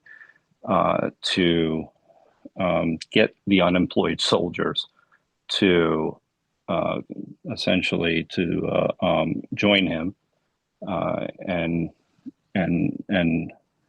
across the Rubicon. So from that perspective, it's the disparity is obviously problematic. But the way I think one of the most important things, if you talk about the society that desires the good, disparity is a problem because when the weak are not protected, then you obviously at some point you'll be vulnerable yourself, because the disparity will grow so great that you'll be the minority, and not by a lot, as you said, having 80 properties or something like that. And in that sense, you will see an uprising. But the other aspect of this, I think, that is the sign of a good society, and an important part to consider, is that to think about it in terms of how a society also treats the minority, meaning against mob spirit. So that's another aspect of it. So that that I'm not I don't want to come off as I'm defending any types of disparity or any of people's behavior. It's in fact, but in fact, when you do defend somebody that has maybe has done something wrong, or even is not necessarily doing the most ethical thing, it's not a validation of their behavior. It's what I'm trying to say is, essentially, I feel like sometimes there's almost this other extreme too that exists, where now we exploit the weak, but then all of a sudden, when the wealthy are a very few minority and they're making all decisions, we tend to dehumanize them. And in that case, we become as guilty as they are, because they're dehumanizing everyone else. And that's an important thing to consider, is that because that is essentially, that's a truly just society. Is it's how we treat each other, and it doesn't necessarily matter according just to material means. And that isn't a defense of the disparity. If anything, I think that that disparity actually results in people, being persecuted by the mob. But so I think that that's ultimately the evil. But it is important to kind of distinguish separating between what power and wealth, and then also what the result is of that, if you're really talking about what justice truly looks like, and how the minority is treated by the mob, essentially. So what I'm saying is that, obviously the disparity has to change, and but it's unfortunate that a lot of times that it can end, as you said, Rick, very badly, and you wouldn't be surprised if some type of conflict breaks out. Anyway, that was a little bit of rambling, but I think that it's important to really point that out, because many times that I see that people dehumanize the poor every day, but then we tend to dehumanize the wealthy as well. Mm-hmm. And that's no better, because that makes us just like them. Yeah. One's struck by the way in the French Revolution, as Ariel alluded to in the chat, they didn't just go after the heinous oligarchs who were making everyone miserable. They also went after really anyone that they thought, had the look of an aristocrat. Some of the people they murdered were their strongest advocates. It's like there are people who wrote extensively about the rights of man and the need for, raising the state of the peasants, who found themselves guillotined for it. And then, of course, once they finished off the wealthy, they turned on each other and started taking out religious minorities and other groups. Because once you become the man with the hammer who thinks that all problems can be solved with the same tool, you start applying it everywhere. It's just the natural thing to do. Thinking in abstractions, I mean, this is why Hegel says to abstract is to be in error. All rich people, all poor people, this gets us into trouble. It's only times like when St. John Chrysostom is writing, which, as Stephen points out, is a much more extreme condition of plotos and penia than what we have in the United States today. Writing at times like that, it's easier to generalize because everything has become so polarized. And it's probably why that's when revolutions happen, is because people's simple-minded abstract thinking finally starts to be able to encompass the radically simplified situation of extreme immiseration. Ari, come off mute and tell us what's on your mind. Hey, everybody. It's so good to see you. I have a couple of thoughts on my mind. One is about what Phil had ended with, which is take one for the team. And it's a very, I don't know, rather simple idea, straightforward, but it's really profound when I'm linking the idea that sacrifice, in this case, taking one for the team, or in general, sacrifice, is the signature of love. It's how love works. Because let's say you have a relationship with two other people, your business people, and like two of you fall in love. What happens is those two people pay attention to each other, and they sacrifice their attention for the other person so that they can pay attention to their love more, right? And this is why one who is loved, the other might feel hated. And it's just about relative amounts of attention or attentiveness or attractiveness, right? And so usually you're attracted to something that you find is beautiful, and this is what you fall in love with. So what's going on here? Beauty is also a measure of attractiveness. And when two people find each other beautiful, they're attracted, they fall in love, they make sacrifices for each other. And so we do this all the time for anything we care about. It's the idea that a principle is more about what you give up than what you gain. It's where you set limitations and boundaries, right? So this is the point that I wanted to go with Phil, at least, that I really like this idea of, taking one for the team, because this is actually how you build love. And then what you sacrifice for is almost always, for some other being, something you really care about, right? So it's about growing the self, connecting the self to others, right? This is why love is honestly, I probably at the center of every religion. It's about how to connect and how you essentially make a system around that works and lasts, and gets people out of their being hyper individuals and turns them into generally like the first institution is like a family, and then as larger versions of that, various communities, and then the way communities scale, right? And so eventually you get like some sort of large polis. But this is through people like essentially scaling up their learning how to be a we. And this is theoretically like what religion does, gets people to make sacrifices for the love of their society or the idea of the thing that owns or is their society, something like this, whatever mythology you attach to it. But it's essentially growing the self from being an individual to a we. Um, that's probably enough. There was something else I really wanted to talk about, but that's okay. I'll raise my hand and bring it up later. Yeah, yes, it'll come back to you. We're in this for the long haul. Thanks for your feedback, Ari. I'm put in mind of one of the issues has to do with how we live such a short time. It's so hard for us to figure out what's normal or what's healthy. We don't. We tend to assume that the way things were when we were born or when we first became aware, a few years later, that that's what's normal.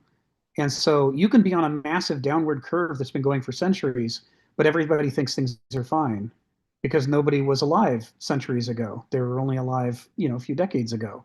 And a few decades ago, things weren't different enough. It's only during periods of rapid change that people can say, even in my lifetime, the change has been so big that I'm starting to sense the problem. So I did a post on Facebook. I'm starting to get involved there again, which I haven't been for the last couple of years. I did a post on Facebook about butterflies in the Pacific Northwest, and it's based on I spent the last year doing a deep dive into the research on what used to live here and what plants do they need to live. For the caterpillars, it's one set of plants. For the adults that feed on nectar, it's a different set of plants.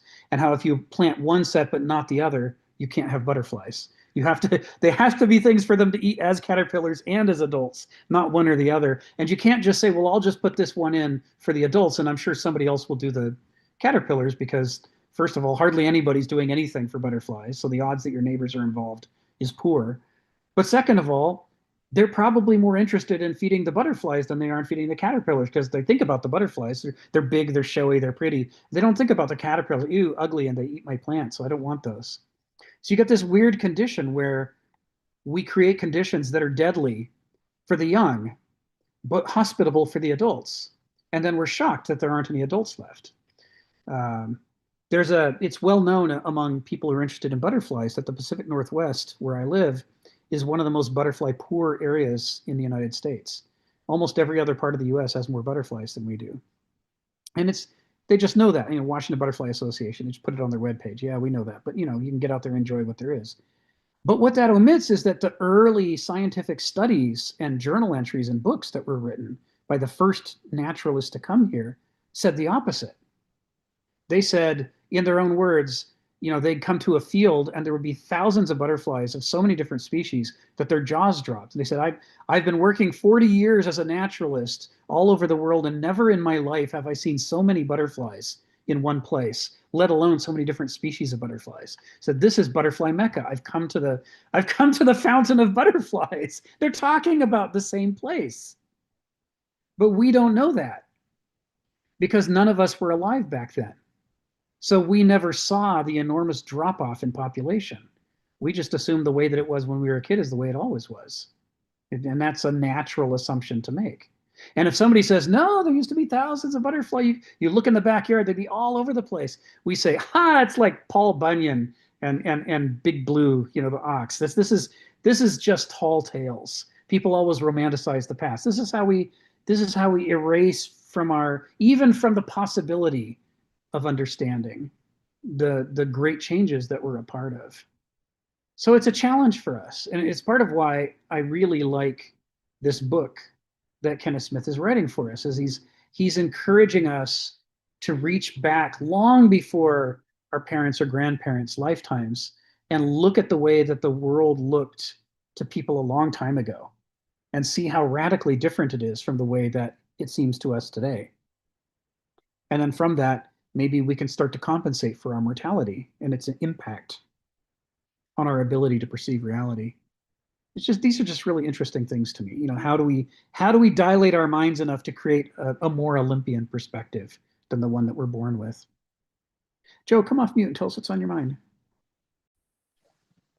Whoop. Hello. Can you hear me? Or okay, cool.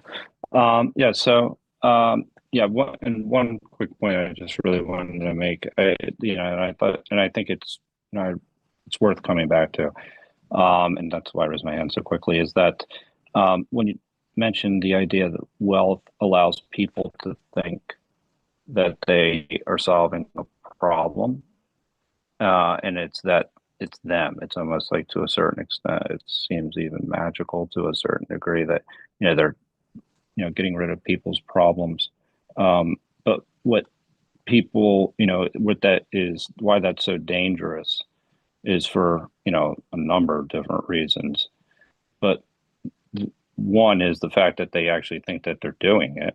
They're the ones that somehow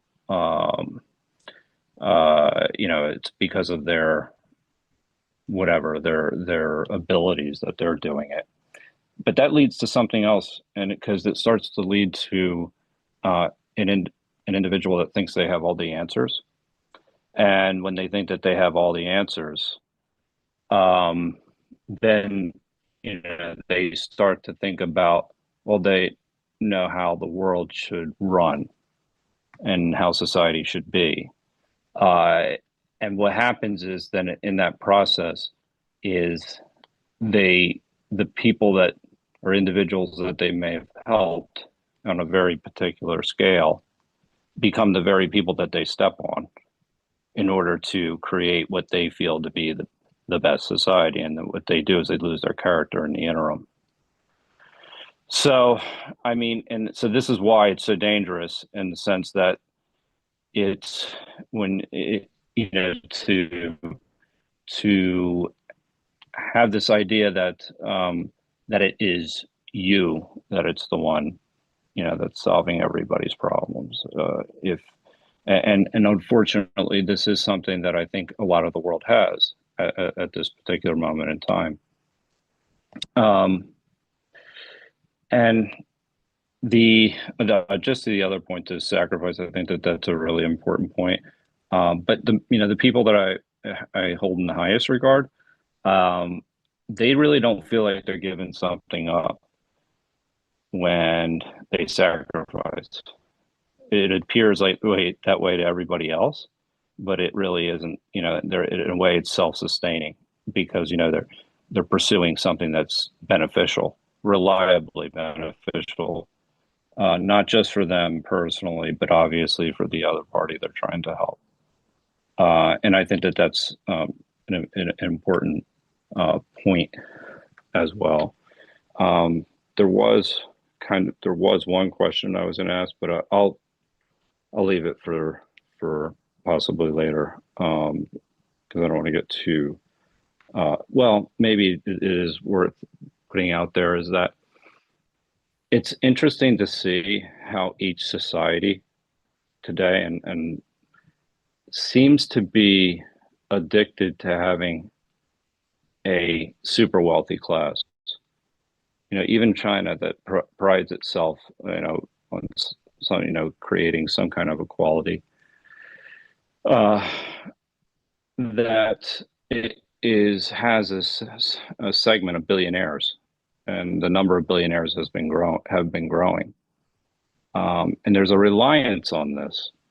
And I think that that's a problem in another way, because I think that that's really, essentially that you're creating something that is where the power is consolidated, and when you have that kind of consolidated power, it's like I love I think it's Tao 17, if I remember correctly, where essentially there's, different types of rulers, and, the ruler that leads by force, and, the ruler leads by fear, and, but the ruler that you don't know about is the one that's the virtuous one, and the people think that they did it. But that requires a decentralized type of approach towards power. And so I think there's wisdom in that. And I'm not idealistic. I'm not idealistic. I mean, I understand to some degree how the world works. But as you had mentioned, right, it's like it's not about, just, a small disparity. We're talking major disparities that absolutely lead to an instability. But it is interesting how the world is kind of leaning on that at this particular moment in time, and I think that it's problematic. Anyway. Thank you, Joe. Yeah, it's and this underscoring both your and Stephen's points. This we're not talking about normal wealth disparities. The Greeks liked those. They believed in competition. We're talking about extremes. So I'm reminded of, there's this thing in Marx. I'm not a big Marx reader or advocate. You're not going to hear me spending a lot of time suggesting that people become Marxists. He's among the people you should read for the same reason you should read Nietzsche or Kierkegaard or any of the others. But there's a thing in Marx that people routinely misunderstand, and that's where he talks about abolishing private property. And when he talks about abolishing private property, I was like, oh, great, now I'm going to be homeless. Now I can't have a car. Now I can't have a toothbrush to brush my teeth. And that's because, taken out of context and given the differences between the original German expression, which I don't have in front of me, and the English expression private property, it sure sounds like that's what he's saying. You can't have a TV. But of course, he wasn't talking about any of that. He classified that as personal property. He doesn't think the state should abolish personal property. We're human beings. We can't survive without personal property. Personal property is how we make up for the lack of feathers and fur and claws and teeth. We need all that stuff. These are our prostheses for life. We need a house. But for him, personal property is an entirely different category from private property. Private property doesn't mean you own some land or a house. It means you own the entire electrical grid for California. It means that you own half of the nuclear power plants in Germany. It means the means of production themselves are owned by certain individuals in the same way that the rest of us might own a TV set. And that's what he wanted to abolish. In the Communist Manifesto, when it talks about abolishing private property, he says that things that are that big and that affect that many people shouldn't be disposable at the whim of one manic depressive cocaine sniffing lunatic who just happens to have a bad day and decides to screw over the state of California because somebody pissed him off. Says there are things that should not be at the whim of individual character, and these include the major forces of production that allow a society to survive at all. Or your fresh water source for an entire city shouldn't be owned by a guy who's got a fracking company who's trying to figure out where to get rid of his fracking waste. This is a perverse incentive. And you don't have to agree with Marx, even in the slightest. You could think that he's still wrong, even on this point. But to mistake personal property and private property and completely misunderstand what he's saying means that you actually aren't arguing with Marx at all. You're arguing with your fantasy of Marx. And any of us can conjure a fantasy of someone that we don't like and make that fantasy into a caricature and beat the caricature in imaginary debates. That's what's happening when people are like, how dare he take my TV? He doesn't want your TV, buddy, right? It doesn't mean he's right, but at least know who you're arguing with. My father likes to talk about astrology and how ridiculous it is. And, whether you believe in astrology or don't believe in astrology, it's helpful if you know what astrology is. And he says the problem with astrology is it's absurd to think that the stars control our behavior. And of course, what he's describing is sidereal astrology. Sidereal astrology is the belief that it's the constellations and the stars that matter, and that's a tiny minority of astrology in the United States. It's more popular in India, but in the United States, most of our astrology is tropical astrology, in which they're saying it's the season that you're born in. The circle of the year is divided into 12 parts, and those 12 parts are given names based on the constellation that's most prominent in them, but the constellation has nothing to do with it. It's the part. So are you born in the sunny part of the year in which the days are long and the nights are short? Are you born in the, winter part of the year in which, the days are short and the nights are long? And the theory, such as it is that these light dark cycles, affect your personality when you're developing right after you're born. Now, it could be 100% bullshit, but it's not that the stars control right what you think and what you do. No, almost no astrologers believe that. It's that the seasons and the light and dark schedules affect what you think and what you do. If you wanted to set out to disprove Western astrology and you tried to build it around stars, you wouldn't have disproved anything, because that's not what it's about. You'd have to construct something that was about day-night cycles, the diurnal cycle, and how light and darkness affect the human mind and so forth. So here again, the question is, if you want to refute something, are you refuting that thing, or are you refuting a made-up caricature of that thing that's not actually the thing itself? In which case, why are you even doing it? Is this what the French call staircase conversations? The conversation is over. You've left the party. You're walking down the stairs away from the apartment of the guy that you argued with, and now all the things you should have said come into your mind, and you start having imaginary arguments in your head. I love that for the Germans it's Schadenfreude, and for the French it's all the witty things I should have said at the party I'm leaving. And the Scottish one, they've got a word for the habit people have of dropping around your house to visit. Just happens to be at meal times. They don't show up between lunchtime and dinner, but they show up at lunchtime and at dinner. And these insights into culture are hilarious. But the point is, so what is St. John Chrysostom talking about here? He's not talking about what the U.S. today would call a millionaire. Like in Seattle, to have a house at all, you have to be a millionaire. Being a millionaire means you have managed to buy a small house that's falling down. That's how much it costs to get a house in the city of Seattle. But a billionaire or a trillionaire, or how rich was the Roman emperor compared to his subjects? We're talking about gigantic numbers and extremes of wealth and poverty. We're talking about Plautus and Penia. And so it's a completely different argument then. Who do we have problems with? Not just that somebody worked hard and, managed to set aside a nest egg for themselves. It's not that they were able to send their kids to college. That's not the rich he's going after. Really quickly, if I may ask a question, do you think it's interesting that essentially, St. John Chrysostom basically uses the word poor and is using economic wealth instead of saying the weak? Yeah, And, I don't have the Greek in front of me. Yeah, no, I mean, I just think it's interesting that even though I'm not challenging the translation per se, but using that word in particular is, it's equating it to economics, which is actually, in a way, it's a power grab. Yeah, yeah. I mean, and it can be seen as such. It's not simply just, if use the word the weak, that can be, anybody that's obviously not empowered. Right.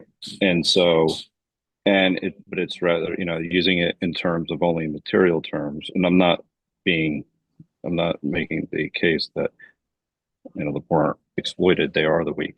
But I almost think this is the example that I was trying to get to with the idea of power, how power can be not necessarily always attributed to wealth.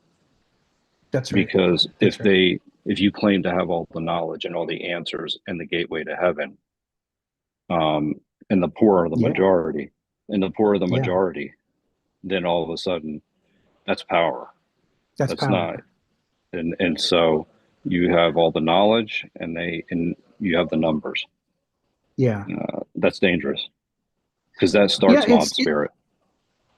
It's a good point.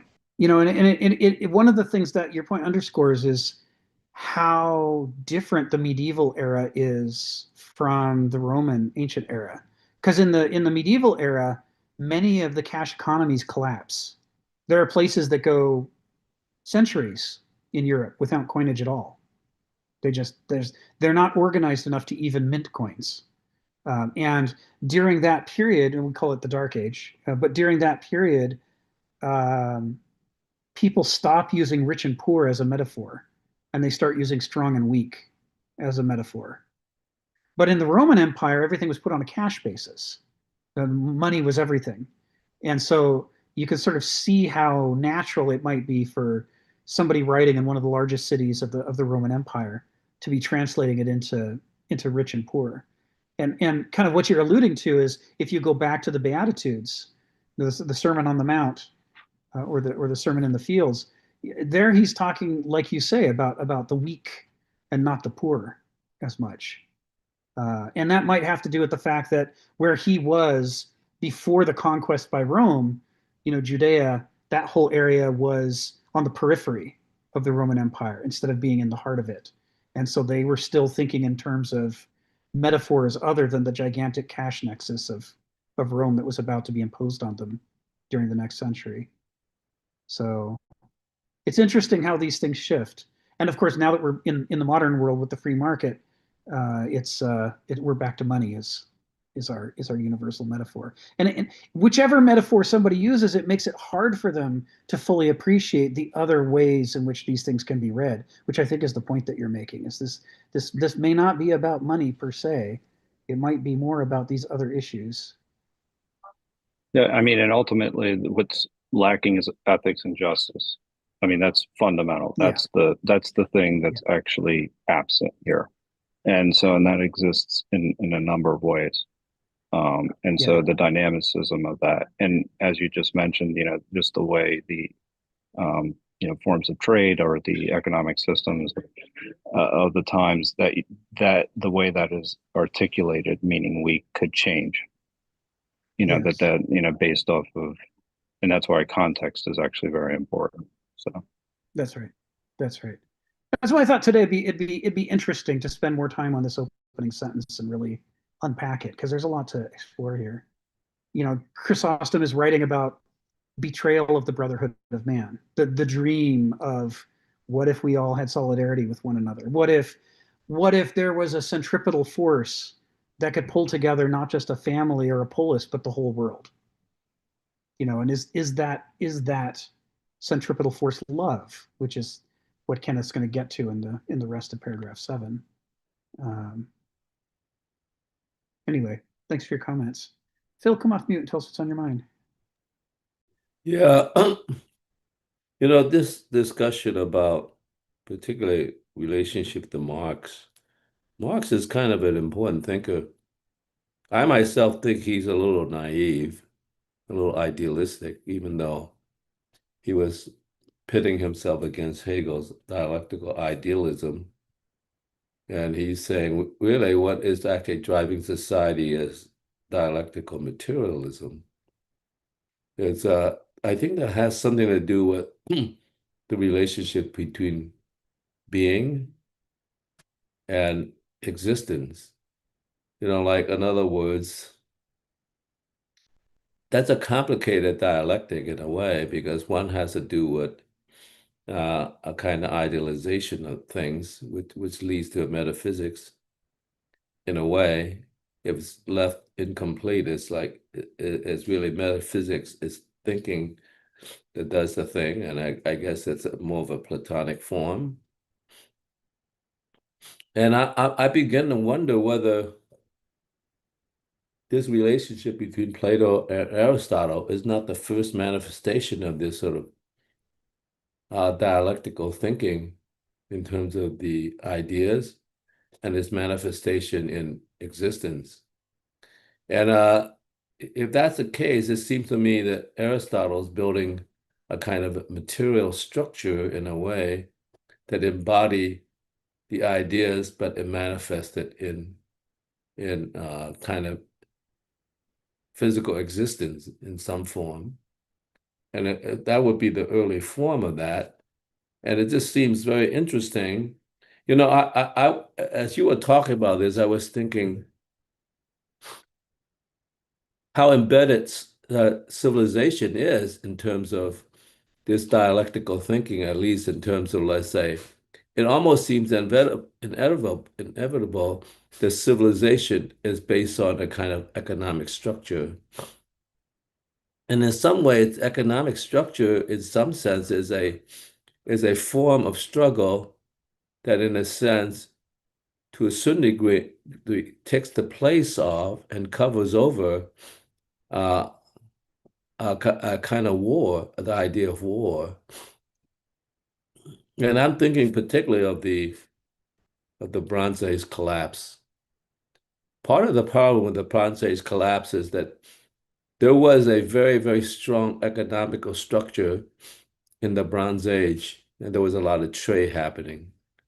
And people were satisfied to a certain degree because people could trade stuff. They don't have to have everything. They just have a certain quantity of things, whether it's grain, or whether there's gold or silver or iron or whatever it is, they could take that to market and trade it for the other goods they need. And that was a very strong trading thing that happened. But I think what happened was that nature intervened and there was a climate change that happened. And as a result, certain things were not being able to be grown, or certain maybe the snowfall cover over the metals, or you can't mine it and the whole bit. And so the Bronze Age essentially collapsed to a certain degree that people became desperate and they became, like hordes that invade other people to get what they need. And so that leads to war. And so it almost seems to me that there's a kind of a economic tie that's sort of like one step before it gets into raids and war and take it away from somebody else. And when that happens, then you have the Bronze Age collapse, and almost everybody felt it. I mean, even Egypt was invaded by the sea people. So in some sense, it was a very tenuous relationship. But I think human civilization seems to be, in that sense, removed from nature because it doesn't have the instinct that drives it in relationship to their behavior, but it did have this sort of, I guess, idea of constructing something that kind of mediates. So you have economic war, or let's say economic competition, and it could get more intense and become an economic war, but that leads you one step away, from Troy, in which you actually invade the other, colonies to take what you need because at that point you're desperate.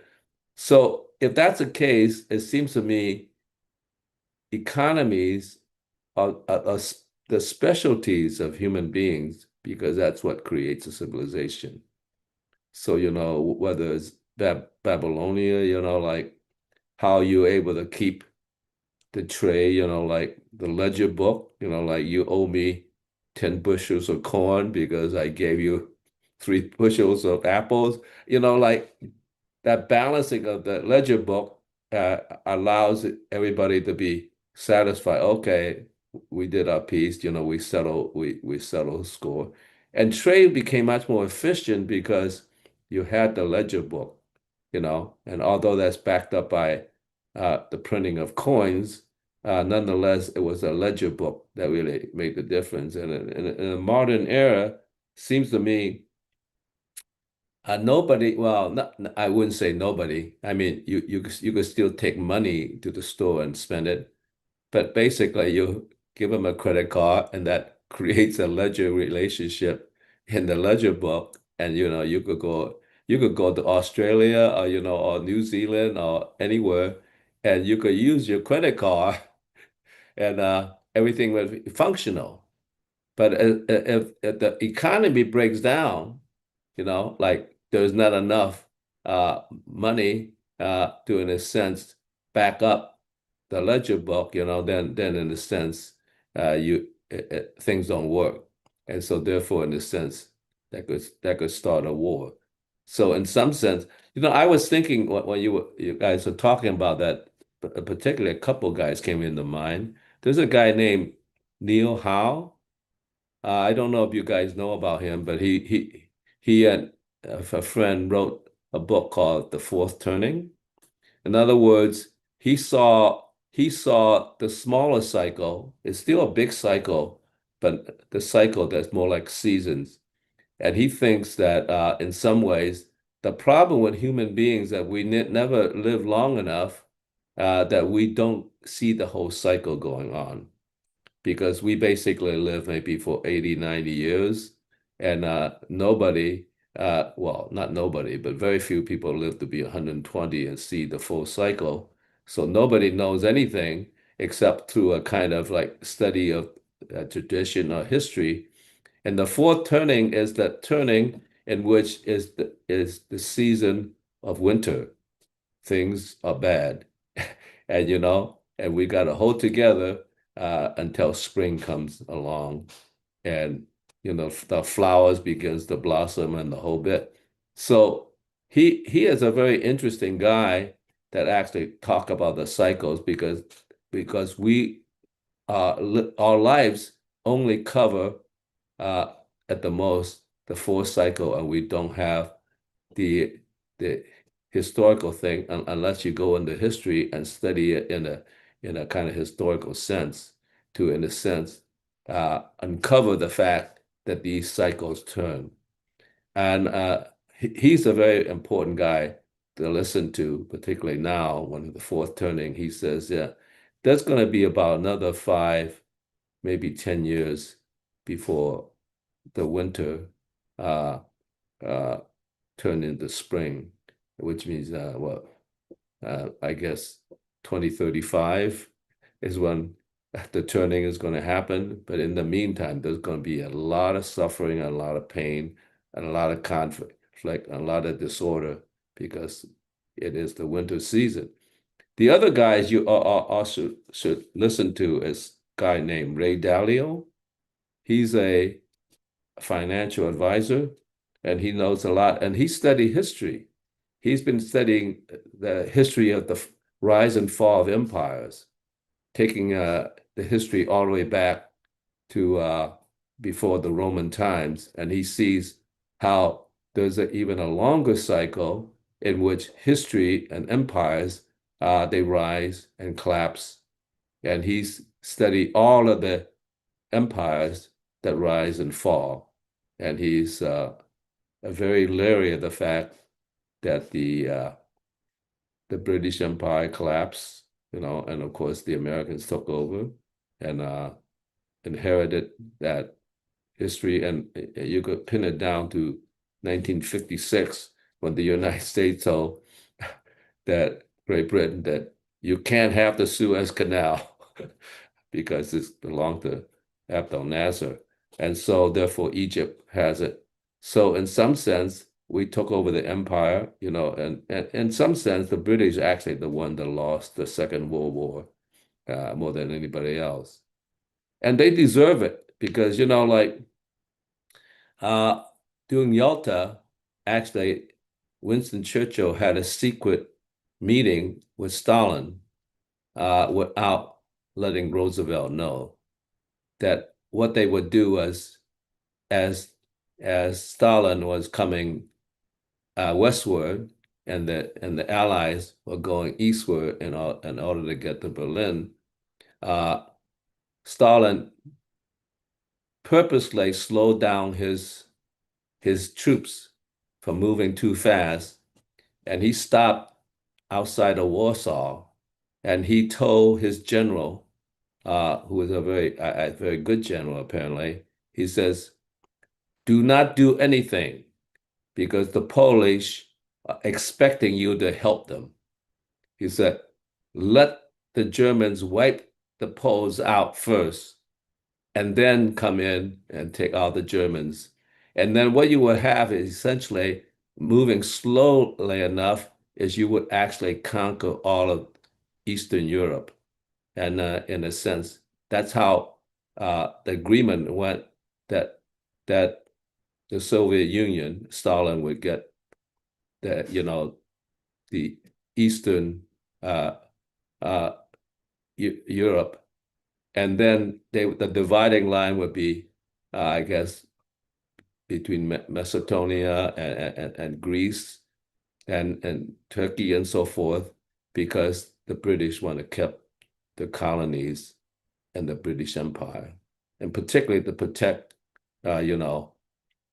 India, which is the prize, So when Roosevelt found out, he was livid because he was kept away from understand. Roosevelt would have, I mean, Roosevelt, the United States actually saved the British, and now they, even friends uh, turn against each other for their own interests.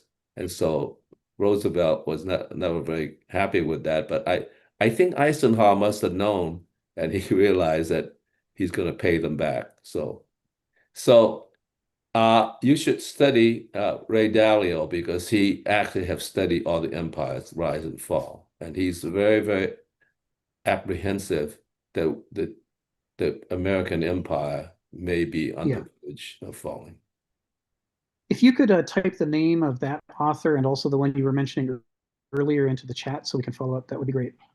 Okay, Neil Howe and just type them in there, and all right. and then I can go read between sessions. Thank you, Phil.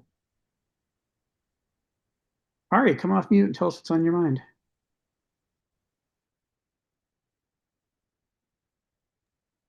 Whoop, if you're still there. There we go. Okay. Okay. There we go. I'm off mute. Very cool. Yeah, I remember the other thing. It's something that I learned more clearly, fully. It's to me, very exciting. It's how time perception works in the brain, and it has a pretty simplified general mechanism, and it makes a lot of sense, and I think we can all intuit it. And it's the idea that the more activated the brain circuitry is, the shorter the time horizon becomes. And actually, that changes the way your pupils will focus and whatnot. And all this literally changes your eyes, such that it's also cool that if you look at a horizon, that it lengthens your time horizon, and the neuroscience of this. And so it was Robert Sapolsky and Andrew Huberman having a discussion about this, and really exciting about essentially dopamine and testosterone, which essentially excite someone. And when you get excited, it essentially shrinks your time horizon. And it has to do with other things called attentional blinks and whatever. But essentially, your snapshots of time get really, really shrunk down.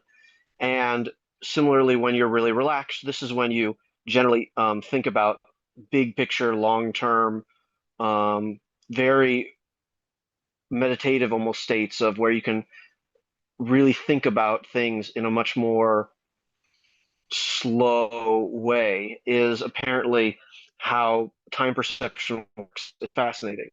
But the point is, as we live more stressed lives, and specifically I was going to relate this to how power corrupts and then power corrupts absolutely, or power makes stupid, is this is literally it. People in power have a lot more stimulus. They have a lot more stress. There's a lot more decisions to make, and that's generally the definition of how stress is understood in the brain. And this is why decision making is very expensive in the brain, and that's why our general reflex is to do our automated, pre-programmed automatic response to things, and to use our deliberate sense of self takes a certain large amount of energy, actually, and we can only have a certain amount of this. So this is what we call our willpower, or our discipline, whatever it is. For new things, we have a limited amount of this, but for things that we're used to, we have a generally unlimited amount of this. And so it's, in general, the idea is if you're relaxed, right, then you have less stress, and when you're engaged in a bunch of decisions, you're more stressed. And so as the modern era moves faster, as opposed as with dopamine and things like profit being related to each other, essentially my favorite understanding of dopamine, both as a reward and a motivator, is how cocaine and day trading for stocks in Wall Street have the exact same part of the brain circuitry light up. It's the dopaminergic circuitry. It's the desire dopamine. So it both feels good, but it's highly motivating and it's very short term. And it's essentially shutting down a lot of other circuitry in the brain that normally regulates, this kind of decision making. And the long story short is that the more activated the brain is in one of these really manic sort of ways, just really like, or there's a tiger going to chase you, your automatic circuitry takes over. All of those are situations. What happens is the prefrontal cortex, the decision making, the rational part, the part where we can actually reflect on things, gets completely shut down. There's like very little blood flow. And the idea is it makes sense that if we go back to the two peoples that are stupid, the extreme poverty and the extreme wealthy, both of these people are going to have large amounts of stress, which means their time horizons are going to be basically zero, which is going to make them completely about what's called stimulus response, stimulus response, stimulus response. There's no ability to actually make decisions. And so this makes stupid, really ineffective people. And I love the bias that you point. In one case, the people who have too much wealth, they act way too often, and the people who are way too poor, they act way too in unoften, right? They don't act often enough, right? And so this perfectly mitigates how it's a reduction in agency, which is exactly what happens when you have this reduced time experience in the brain, time perception, and you have the reduced prefrontal cortex. Essentially, you only are using the lower, older parts of your brain when you get really activated, which again makes sense why modern era, a lot of advertising, or I would say, are you all advertising and manipulation of sort rhetoric is based on tricking these senses into feeling things that bypass our normal rational circuitry, right? It tricks us into something, right, that we don't really care about, and all of a sudden we're big fans, right? So this is them trying to do a limbic hijack on us. And essentially the way you do that is you get someone really excited. Once they're excited, their brain is less, and you see this also in funny ways with men. When they see a really beautiful woman, they lose the blood in their prefrontal cortex. Or anybody that they think is really attractive, it doesn't have to be, but the point is, anybody that they think is really attractive, that makes them stupid. And it's the good brain. Anyways, that's it. That was my idea. Thank you, Ari. I like it. Yeah, there's a certain kind of classic Hollywood comedy in which someone sees someone and they fall head over heels for them, and suddenly they can't talk and they trip over themselves, and it's just like the dumb explodes in the brain to compensate for the so pretty. I like that person so much. Sorry, I forgot how to speak. What's my name? I don't know anymore. All I know is you. You're so amazing. There's no room for anything else. Yes. Yeah, I like that about time horizons. It's very interesting. It's very interesting. I'm going to be thinking about that for a while to come. Thanks, Ari. Stephen, come off mute. Tell us what's on your mind. I'll tell you one of my stories because it's appropriate at this point. Anyway, I claim to recall this life when I was this barbarian that was exiled. The whole load of other barbarians have thought, well, we can't hang around in the barbarian world. Let's go to Rome. And we went down there, and the thing is, we met Roman soldiers at the border. We helped them fight off some Huns. And we could have joined these soldiers on the border, but that was a poverty existence. I wanted to get to the central hierarchy. And the Eastern Empire eventually was having this war with the Persians, and they were down on the number of troops they would keep in Constantinople. Normally they kept about 500. So I had about 50 men, came up to the walls, they let us in, they had a little walled off section. They inspected us and decided, we'll make Roman soldiers of you, which is exactly, I wanted to get in, close to the top. So I was a guard in Constantinople, or being trained as one. I knew the Emperor Theodosius III. I also knew the patriarch of the city, Atticus. And they employed me as a bully to keep order in Constantinople, and the common people in Constantinople were poor. And when you say, I don't see so many birds around, I didn't see much in the way of little birds in Constantinople because the poor ate them. But anyway, I was a bully. I was hunting down the latest heresy, which were the Pelagians. They gave me that particular job. I was doing a really good job rounding up all the heretics for them, even though I was a pagan. They weren't worried about pagans. The Christians in power were really worried about the other Christians. Anyway, eventually after a while, I had a vision of Jesus and I became infected with Pelagianism. The Romans threw me into jail, then they let me out. Well, I let myself out. And they let me do my old job because they were so short of troops. But I'll tell you, Theodosius III, the person who terrified him was Atticus, the patriarch. He was scared to death. This is a guy who's the head honcho of the Eastern Empire, was scared to death of Atticus. And I started to wake up. My return to my position was only temporary. They were waiting for troops to come back so they could arrest me and punish me as a heretic I was. And I escaped from the city. I spent months learning to be terrified of Atticus. A man with no weapons, had spiritual weapons that were terrifying. In that life, I met Attila the Hun. Well, he was sort of a bit scary, but I was only so scared. The thing that terrified me was Atticus and his church. I've never known such fear in any of my lifetimes, except maybe once, as Atticus and the machinery of the church. And oddly enough, if you want to compare him to somebody, that was, what was his name? Jonathan Pryce played a character in Game of Thrones, the High Sparrow. And it's amazing this show demonstrates how a religious personality can have such power. I've told you my little story, but anyway, I'll say something else as well. That when you're not a pluritarch, you can't judge a pluritarch. I mean, I keep on hearing people who are on my own level, we're the servant class of society.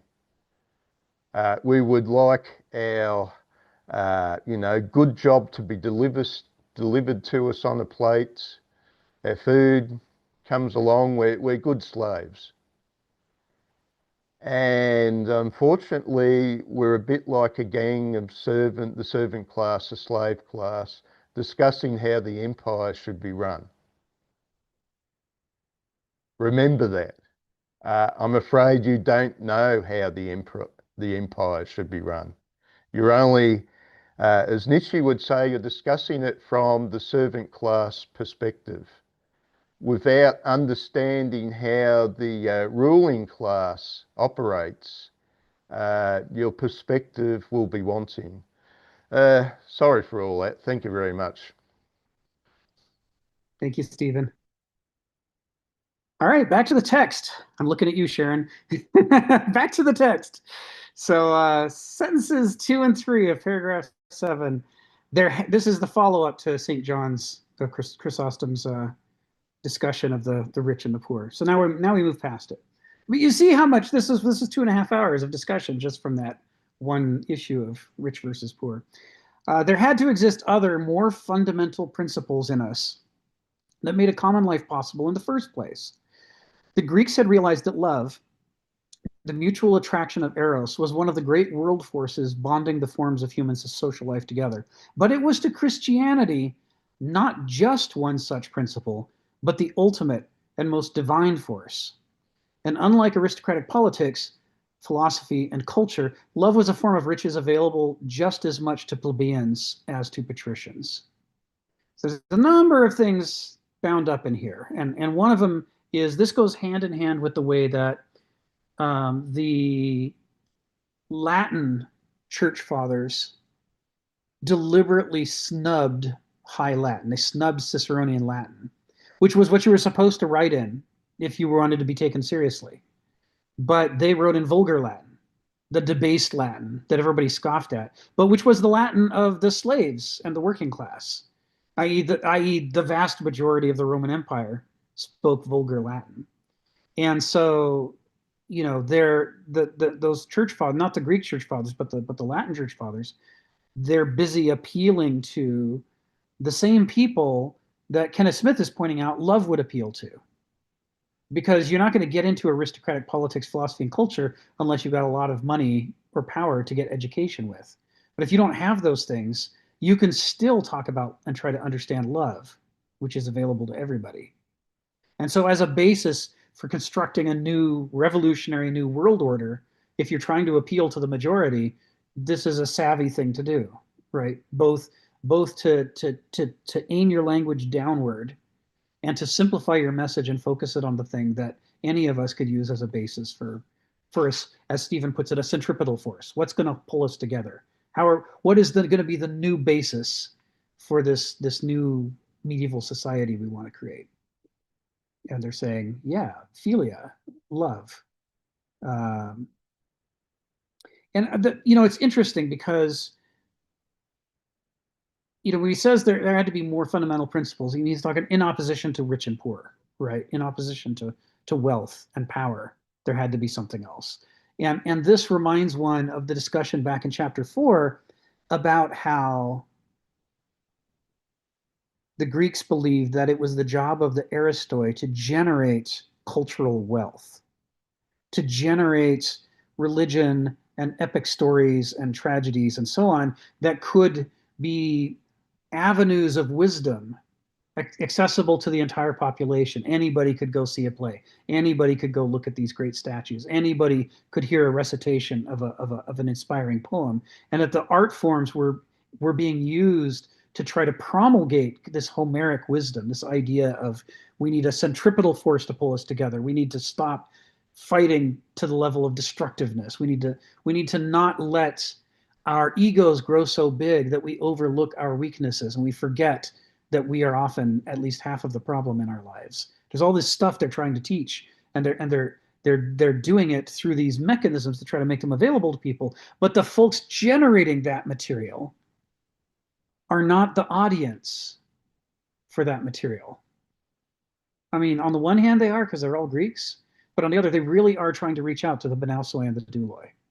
And this is one of the things that characterizes Greek anthropoculture, is they're really trying to lift what it means to be a doulos or what it means to be a Banausos, so that it doesn't sag into its worst forms, but rises into its better forms. You've got people they might be a doulos, but they still understand the concept that there is such a thing as wisdom and that it matters and that it's important.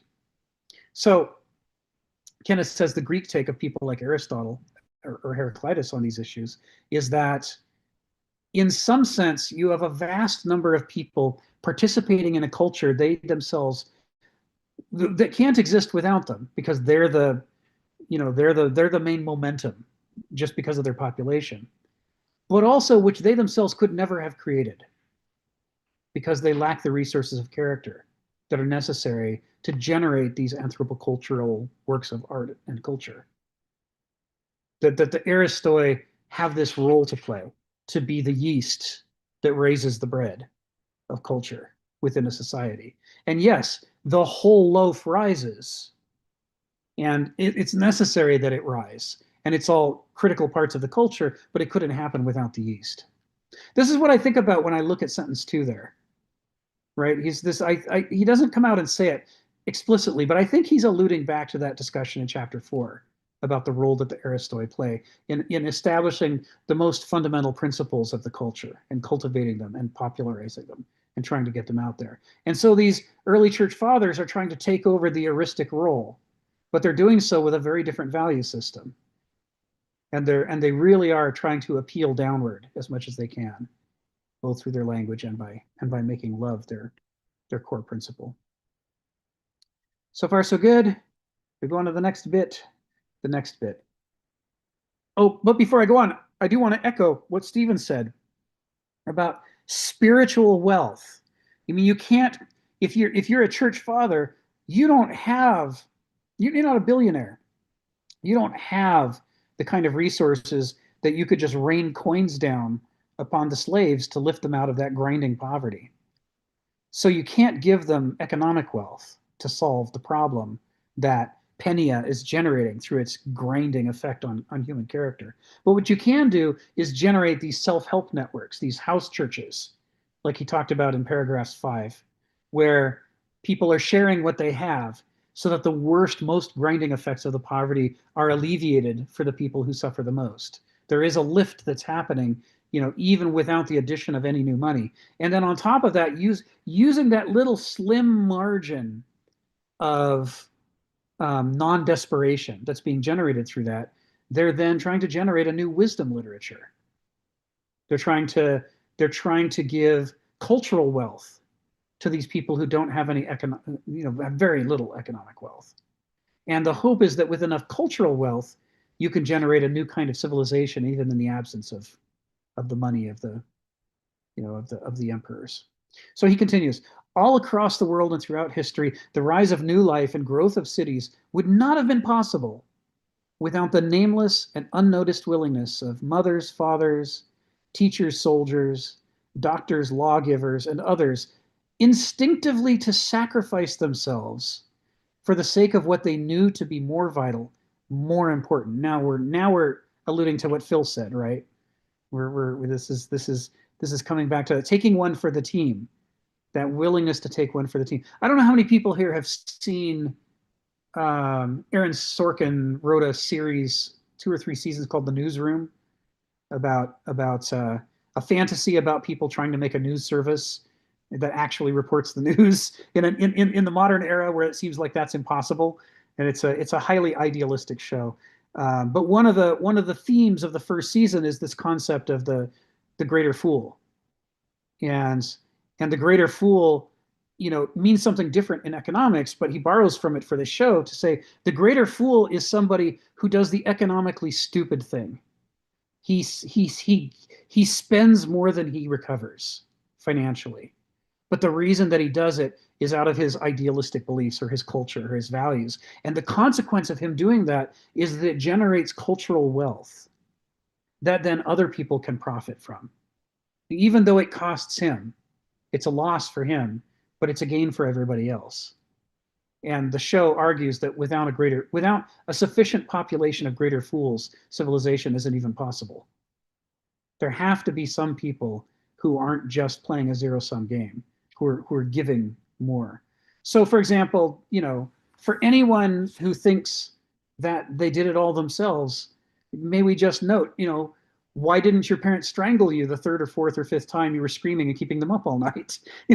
That's you didn't survive that yourself. You survived it because somebody's like, yes, I'm losing sleep and I'm losing my mind, but I'm willing to sacrifice those things in order to get you through this period so that you can be a functioning human being in the world. This is what he's alluding to, is that, there are these huge sacrifices that have to take place for any of us to be here at all, let alone for us to have a civilization. And again, this is an allusion as well to the Aristoi and the discussion in chapter 4.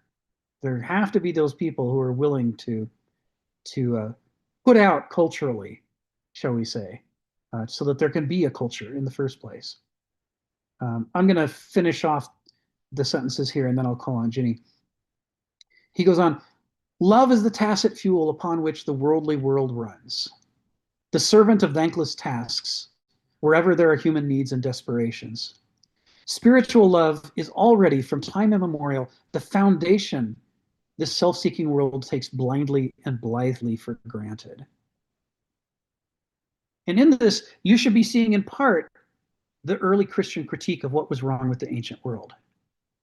They're saying the ancient world took for granted that love without which none of them could have had their highfalutin philosophical discussions or political debates. There could be no emperors. The love that they were ignoring as not important was actually the whole point of the thing. That was the juice that made the thing possible. And if they were going to have a revolution in values, a transvaluation of values, as Nietzsche puts it, this is the lever that's big enough and strong enough that has been overlooked, that actually is the foundation of everything. So you actually aren't having to overthrow the foundations of the previous civilization. You're just having to peel off the fake layers that accumulated on top of a genuine foundation and failed to recognize the importance of that foundation. And now you can build a new civilization that actually cares about that foundation, that's based on it consciously, that talks about it relentlessly, the overwhelming power of love to bring us together. Centripetal force, as Stephen puts it. Ginny, come off mute and tell us what's on your mind. I listen to the radio station every morning while I'm working out, and they were talking about this 5-year-old who had ordered over $2,000 worth of products from Amazon. And I don't know what you just said, Rick, just made me think of that. That child was helping the society to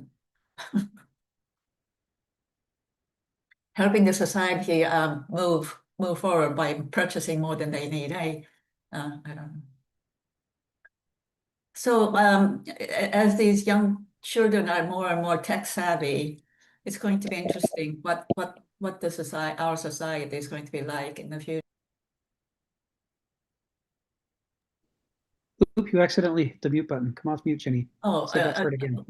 I don't know what we heard last, but it'll be interesting to see, with the children being so tech savvy, younger and younger and younger, what our society is going to be like in the future, and the AI use of AI, the way it's just taking off like an exponential speed.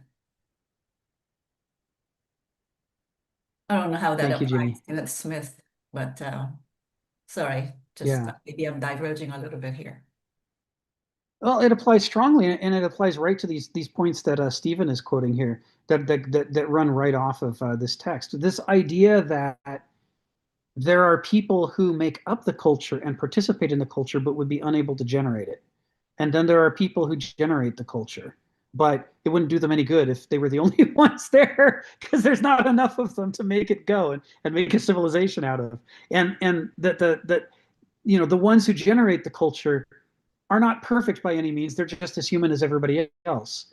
It's just over time, enough of them build off each other and accumulate this kind of growing mass of, or let's say this growing skeleton or architectural structure of a viable culture, that you have something that's a going concern that could actually work. So when it comes to AI, the current generation of AI is plagiarism software. It works by ripping off other people's stuff and recombining it. And the only reason it's able to do that is because so many people have shared their photographs and art on the internet. But if other people are running AI engines to rip off their work uncredited and make lots of money off of it, that's going to dissuade photographers and artists from posting their stuff on the internet. And then there will be a diminishing amount of material for the AI to work from, and the quality of what the AI generates will get worse and worse over time. So you can see this is an example of a negative spiral, where the thing is parasitizing something healthy so intensively that it's creating perverse incentives to motivate people to stop generating that healthy thing, and then it too will die. It's kind of cancer. It's kind of parasitism. So it's interesting. I mean, there'll have to be a change in AI for it to be a viable thing going forward. It'll have to have a new foundation. In the lung cancer screening software that we do, for example, the AI is not out, rating images from all over the internet. It's only looking at the images, the lung screening images of our own patients over and over time. And so it's able to generalize from people who are being, it's our patients, it's our data, and it's not stealing anybody else's stuff. And that's sort of the area within which AI can be useful, is where you restrict it to focusing on something that is a coherent and ethical data set, shall we say. That's when you can get some really power out of it. But there again, it's just a help. It can never be a substitute. In its current generation, it can't be a substitute for human judgment, mature human experience. So let's go on with paragraph 7, because he's working his way towards his core point here. It says, men in their self-importance and hardened practicality And by the way, you should hear a sneer with hardened practicality, because he thinks pragmatism is not a philosophy. It's an anti-philosophy that imagines it's a philosophy, and they think that they're hardened, but they're actually naive. So there's a certain amount of, he doesn't usually do sarcasm straight up, but that hardened practicality is, he's being sarcastic. It says, men in their self-importance and hardened practicality do not think to ask themselves on what footing they stand. Who nurtured them and cared for them when they were still helpless and useless? And useless is, again, his jab at pragmatism. If all we cared about was pragmatism, we threw out all our babies, because what good are they? They're just a big drain. There's got to be more than pragmatism and immediate quarterly returns as a value system, or you can't have a civilization. If all human beings had the values of the power and profit-mongering world of imperial forces, of course human beings would never have lived to become such money grubbers and manipulators. Christianity saw the unrecognized and unrespected value of love, truly more powerful than power itself, and capable of inducing humans to do what Caesar himself could not effect. What this all too worldly world dishonored was precisely the very heart and essence of things. Right? I mean, and that's the end of paragraph 7. So if you don't hear echoes of Martin Luther King Jr., the power of love, that speech he gave where he culminates in talking about the awesome power of love to change the world. That's exactly, I mean, Kenneth's read that speech. He's probably listened to it multiple times. Now, that's all over this last sentence 10 of paragraph 7. And it's because, Brother King, he got this. This is a part of the core Christian message that he translates extremely well into the modern idiom. Some of the best modern text about love and its power to construct a civilization comes right out of his speeches. Did Adolf Hitler love Germany? Yeah, I'm not going there right now. That's a discussion for another time. So it's interesting because this kind of a thing of saying what the ancient world dismissed as nursery culture, nursery talk, nursery culture, all that talk of mothers and babies and love, that was put on the kind of pedestal that men put things on when they don't ever want to deal with them. Thank God the woman is so noble and wonderful that she makes me a sandwich. But meanwhile, let's go out and conquer the world. I don't want to think about why I even have food to eat in the first place. I just want to go do the big heroic things. I'm just going to take for granted the ground that I'm standing on and assume that it'll always be there. And it's why in the United States, after divorce, most women live longer and most men live less long. Lifespan for men who have divorced is shorter than for those who stay married, and the lifespan for women who've divorced goes up. There is this burden of work that's involved in the way, because of the relationships and the taking for granted part. You see this as well in books like The Second Shift, that talks about how American women were stuck with, if they went to work during the day, then they'd come home at night, and instead of kicking back their feet and watching the football game while their man made them dinner, they had to go make the food too and take care of the kids and clean the house. It's like they had 2 jobs instead of 1 job. And that's not a sustainable framework. You take for granted the love that holds everything together, and sooner or later you may lose it. You don't have anything to work with. But if you cherish that love and invest in it and lift the burden, the excessive burden that it's carrying, and make it healthier and more able to be sustainable, now you've got a family that's got some staying power, multiple generational staying power. And again, this is kind of core to this early Christian recipe for making a new civilization. It's interesting. And it's interesting that at this stage in Christian history, it's coming out of the mouths of the most powerful Christians, the top of the hierarchy. They're saying it too. Got to go back to love. Love is the proper foundation. We're centuries away from wealth and power is what makes the church mighty. And love, of course. Where love becomes just a brand. At this point, love is the central point, because they're still arguing with the pagans and the heathens. They're still they're still trying to make their case. They haven't yet become the mighty religious empire they're going to become soon. Phil, come off mute and tell us what's on your mind. Yeah, what's on my mind? I can't get it on the message board. I just looked up very briefly what the Chinese word for love for goodness is. How the da is just accent like ending the sentence. How how is the joint character of a woman on the left side and a child on the right side. That is good. That is goodness. So I wish I could paste it. I mean, I could bring it up on on the screen. Uh, could you see the screen at all that I put up? How the it's just more like an accent mark. Do you see that at all? Could you turn that on? No, Okay, no, we well, just see your face. oh, well, let me turn on my face. No, that doesn't work either. Okay, so I thought all of this, I just thought really goes back to the relationship between the mother and the child. That is that is the most Yeah, that's fundamental interesting. love and goodness that there is.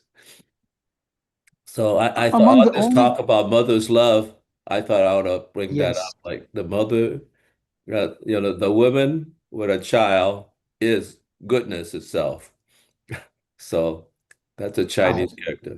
how. How the duh, just like You know what it makes me think about is the only Chinese I know is the sentences, "How are you? I'm well, thank you," and it's "Ning hao wa, hong hao, xie xie ni." right And I how. wonder if that "how" is the same "how." Well, I You think it know, is are we because talking about mother love? because quite often you say how Jila. I mean that means like the goodness without end. All how Sula. I mean it's so good to die for. Yeah, yeah, yeah, Yeah. So yeah. I It's thought interesting. that's the most fundamental love there is that between the mother and the child. So you guys talk so much about that. I said, well, I got to bring that character up. I can't display Thank it. you. Yeah, Right. and maybe you can copy it off a website and paste it into the chat. Well, I for some reason I can't copy on the website. That's the problem. I mean, I tried to do it. Okay. Too bad. I don't know how to do it. I mean, I guess I would have to get the URL, whatever it is, but it's only a screenshot that I blew up a little bit to make it bigger. Yeah, Okay, sorry. But that's anyway, okay. Thank you for that. yeah. Thank you, Phil. Well, we've still got time. Should we dive into paragraph 8? Should we use our time and see how far we get? Is that the last paragraph? No, but we're getting there. We're coming Okay. towards the end of chapter 7, maybe next week. So he starts out with this really interesting sentence that in some ways is a continuation of the previous paragraph, and in other ways makes us think about Sofer Sune, right? Where he says, a society that does not concern itself with what is fundamental risks ultimately this primal perversion in its actions and mentality. Its very ways of living and organizing itself may indeed be systematically undermining its own foundations, just as individuals may willfully ruin their own health or even kill themselves. And this is talking about, this is the Greek critique of how human beings as individuals and as civilizations have such a, they have no sophrosyne, and as such we have a very tenuous grasp of what's the healthy thing we ought to be doing, and so frequently we're acting against our own best interests without ever realizing it. And so this whole Greek critique of Homo sapiens and what it means to be an animal without sophrosyne, he's now putting to a new purpose here in saying this early Christian transvaluation of values is saying, yes, that critique is correct. We do have to establish what's the most fundamental thing. And what we see is that there are, like Phil points out, there are these forms of love that go very deep in us into things that maybe didn't get pruned out of us when we evolved. We lost a lot of Sofrasune, but maybe there's still some threads there. And maybe that kind of mother love is an example of one of the threads that goes back to the earlier species before us that had Sofrasune. There's like little fragments or survivals, little bits or parts of Sofrasune still in us. And so if that's true, that of course that should be the foundation of your civilization, because that's as close to being a cheetah or an acorn as we can come. Is let's found it on love, because that kind of love has something, very old and evolutionarily adaptive going for it. It provides what Stephen points out is necessary for any civilization. You need to have a centripetal force strong enough to overcome your centrifugal force. And if you don't have that, you're just not a people. Maybe love has that power, is the critique, right? And when he says this, this is also foreshadowing for the third section of the book, because he's going to argue that core to modernity is the belief that values don't matter. No values matter. Only pragmatism matters. And as a result, we're sort of willfully blind to and contemptuous of any issues of fundamental values. Yeah, and Stephen asks, and this goes to the heart of why that's a problem for us. The rationalist perspective is that only objective things are real and subjective things are not real, and values are classified as subjective. Therefore, they're not real and they have no value. And that's why to become president of the United States, there's no requirement that you not, that you not be a crazy egomaniac. That's perfectly fine. To the United States, it's fine if you elect a con artist or a pedophile or somebody who wants to push the red button. That's what he lives for. They desperately want to push the red button. The U.S. Constitution says it's fine, go for it, buddy, because those things are all values, and to us, values aren't real. They're subjective, and since they're subjective, you can't make laws about them. And so that means the most important things in life, Mr. Centrifugal, I think we'd say, the most important things in life are the very things that have no standing at all in U.S. law. They're unthings, and they have no standing in the marketplace. They're unthings. At best, they're a lever to exploit. So then he goes on. Every society philosophically and religiously subtle enough to ask itself, how is the order of finite reality and active human existence possible? Must attempt to grasp what the more comprehensive or infinite forms and forces are that overreach us. What's bigger than we are? What are the big forces? And this should be echoing in your brain about the definition of ancient Greek polytheism, which was supposed to be about identifying what are the big forms and forces that overreach us, that are infinite. He continues, within what more encompassing reality are we contained? On what deeper strata of forces do we rest? What do we take for granted as a firmament? And how can we hope to grasp such transcendent issue with our normally corrupted and warped understandings? Without considering such matters, not just individuals, but societies as well, build their houses upon the sand. So again, this is what's so interesting about the medieval period as being the middle section of this book. This is the only epoch of European history in which we know how it arose and we know how it fell apart. We see both ends of its life cycle. That's not true for the modern epoch. We only know how it started, despite all the would-be prophets who want to tell us how it's going to end, but they don't really know. And it's also not true for the ancient epoch, in which we know how it ended, but we don't really know how it started or what it pushed off against that was earlier than us. And so as a result, every time we look at something fundamental in the medieval worldview, it has powerful things to say about the ancient worldview and its value system, right? Because this critique is saying that the ancient worldview rested upon a foundation of love that it held in contempt, and as such, it couldn't survive. That's the argument, right? That the early church fathers are making. But at the same time, it's also a critique of the modern world that follows the medieval order, when we rejected the medieval value system. And Stephen talks about this. And we tried to set ourselves on a rationalist basis without any of that subjectivity. But that subjectivity was the value system that included love. We're trying to form a civilization that has no love, because love is subjective. So we don't think it can be trusted. So no wonder that we have holocausts and world wars and industrial slavery and ecocide. All of those are things that might be tempered with love, which our law system doesn't value, our economic system doesn't value, our political system doesn't value. They don't even think it's real. It's not objective enough. Money's objective. Counting votes is objective. Who has nuclear bombs is objective. So that's how we organize our society. So it's interesting the way in which even the civilization that we claim to have replaced and refuted still has trenchant, radical critiques to make of us. It's fascinating. And those deepest critiques of us don't come from its end when it was corrupt and rotten. They come from its beginning, when it was fresh and new and revolutionary and was critiquing the system before it for its inadequacies. And thus we find ourselves recapitulating the inadequacies of the ancient world, the inadequate attention to love. And I guess we'll wrap up, except Phil, who gets the final word. Come off mute, Phil, and tell us what's on your mind. Yeah, I just want to ask a question. It seems to me it's very interesting because you could think of the Middle Ages in a way as a sandwich, right? Mm-hmm. Is it the content what seems to be subjective?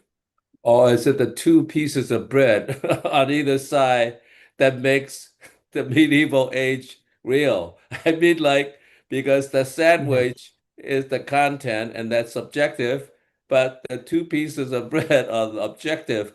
So, how does that work? Can we, in a sense, use the sandwich metaphor to, in a sense, squeeze out the middle? And actually, the content is just subjective. So, why should we believe it? And so Yes. I just want to ask that question. It seems to me like without the two pieces of bread, it's just a lot of mush that you don't know what Yes. it is. Okay, that's it. Yes. So It's a trenchant point, right? Because it goes to Goethe's complaint about people who don't study history. He mhm. says, unless you can recite to yourself the last 2,000 years of human history, you go through life wandering and aimless, not sure where you came from and where you're going and how any of this matters. You can't see the stages of development. You don't understand which of the things that you have are improvements over what came before, and which of the things that you have are worse than what came before because you have no frame of reference. So the medieval epoch is really interesting because we can look at both sides of it.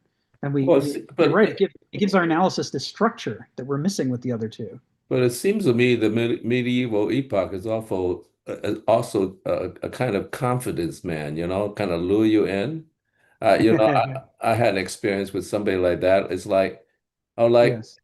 he did me a favor, and I said, well, we're friends, I think you would do the same thing for me. I didn't think much of it, but then later on, I realized he was reeling me in because like giving my confidence in him as a friend, Yes. and I'm sure I will return the favor he did for me because it's like, wow, that's a very subtle way of, let's say, reeling me in. I mean, is that what the Middle Ages is doing, as reeling you in with the The soft great sandwich? con. Right. The great con comes later. Right now, we're in the fresh idealism. Okay. My Anyway, final comments yeah.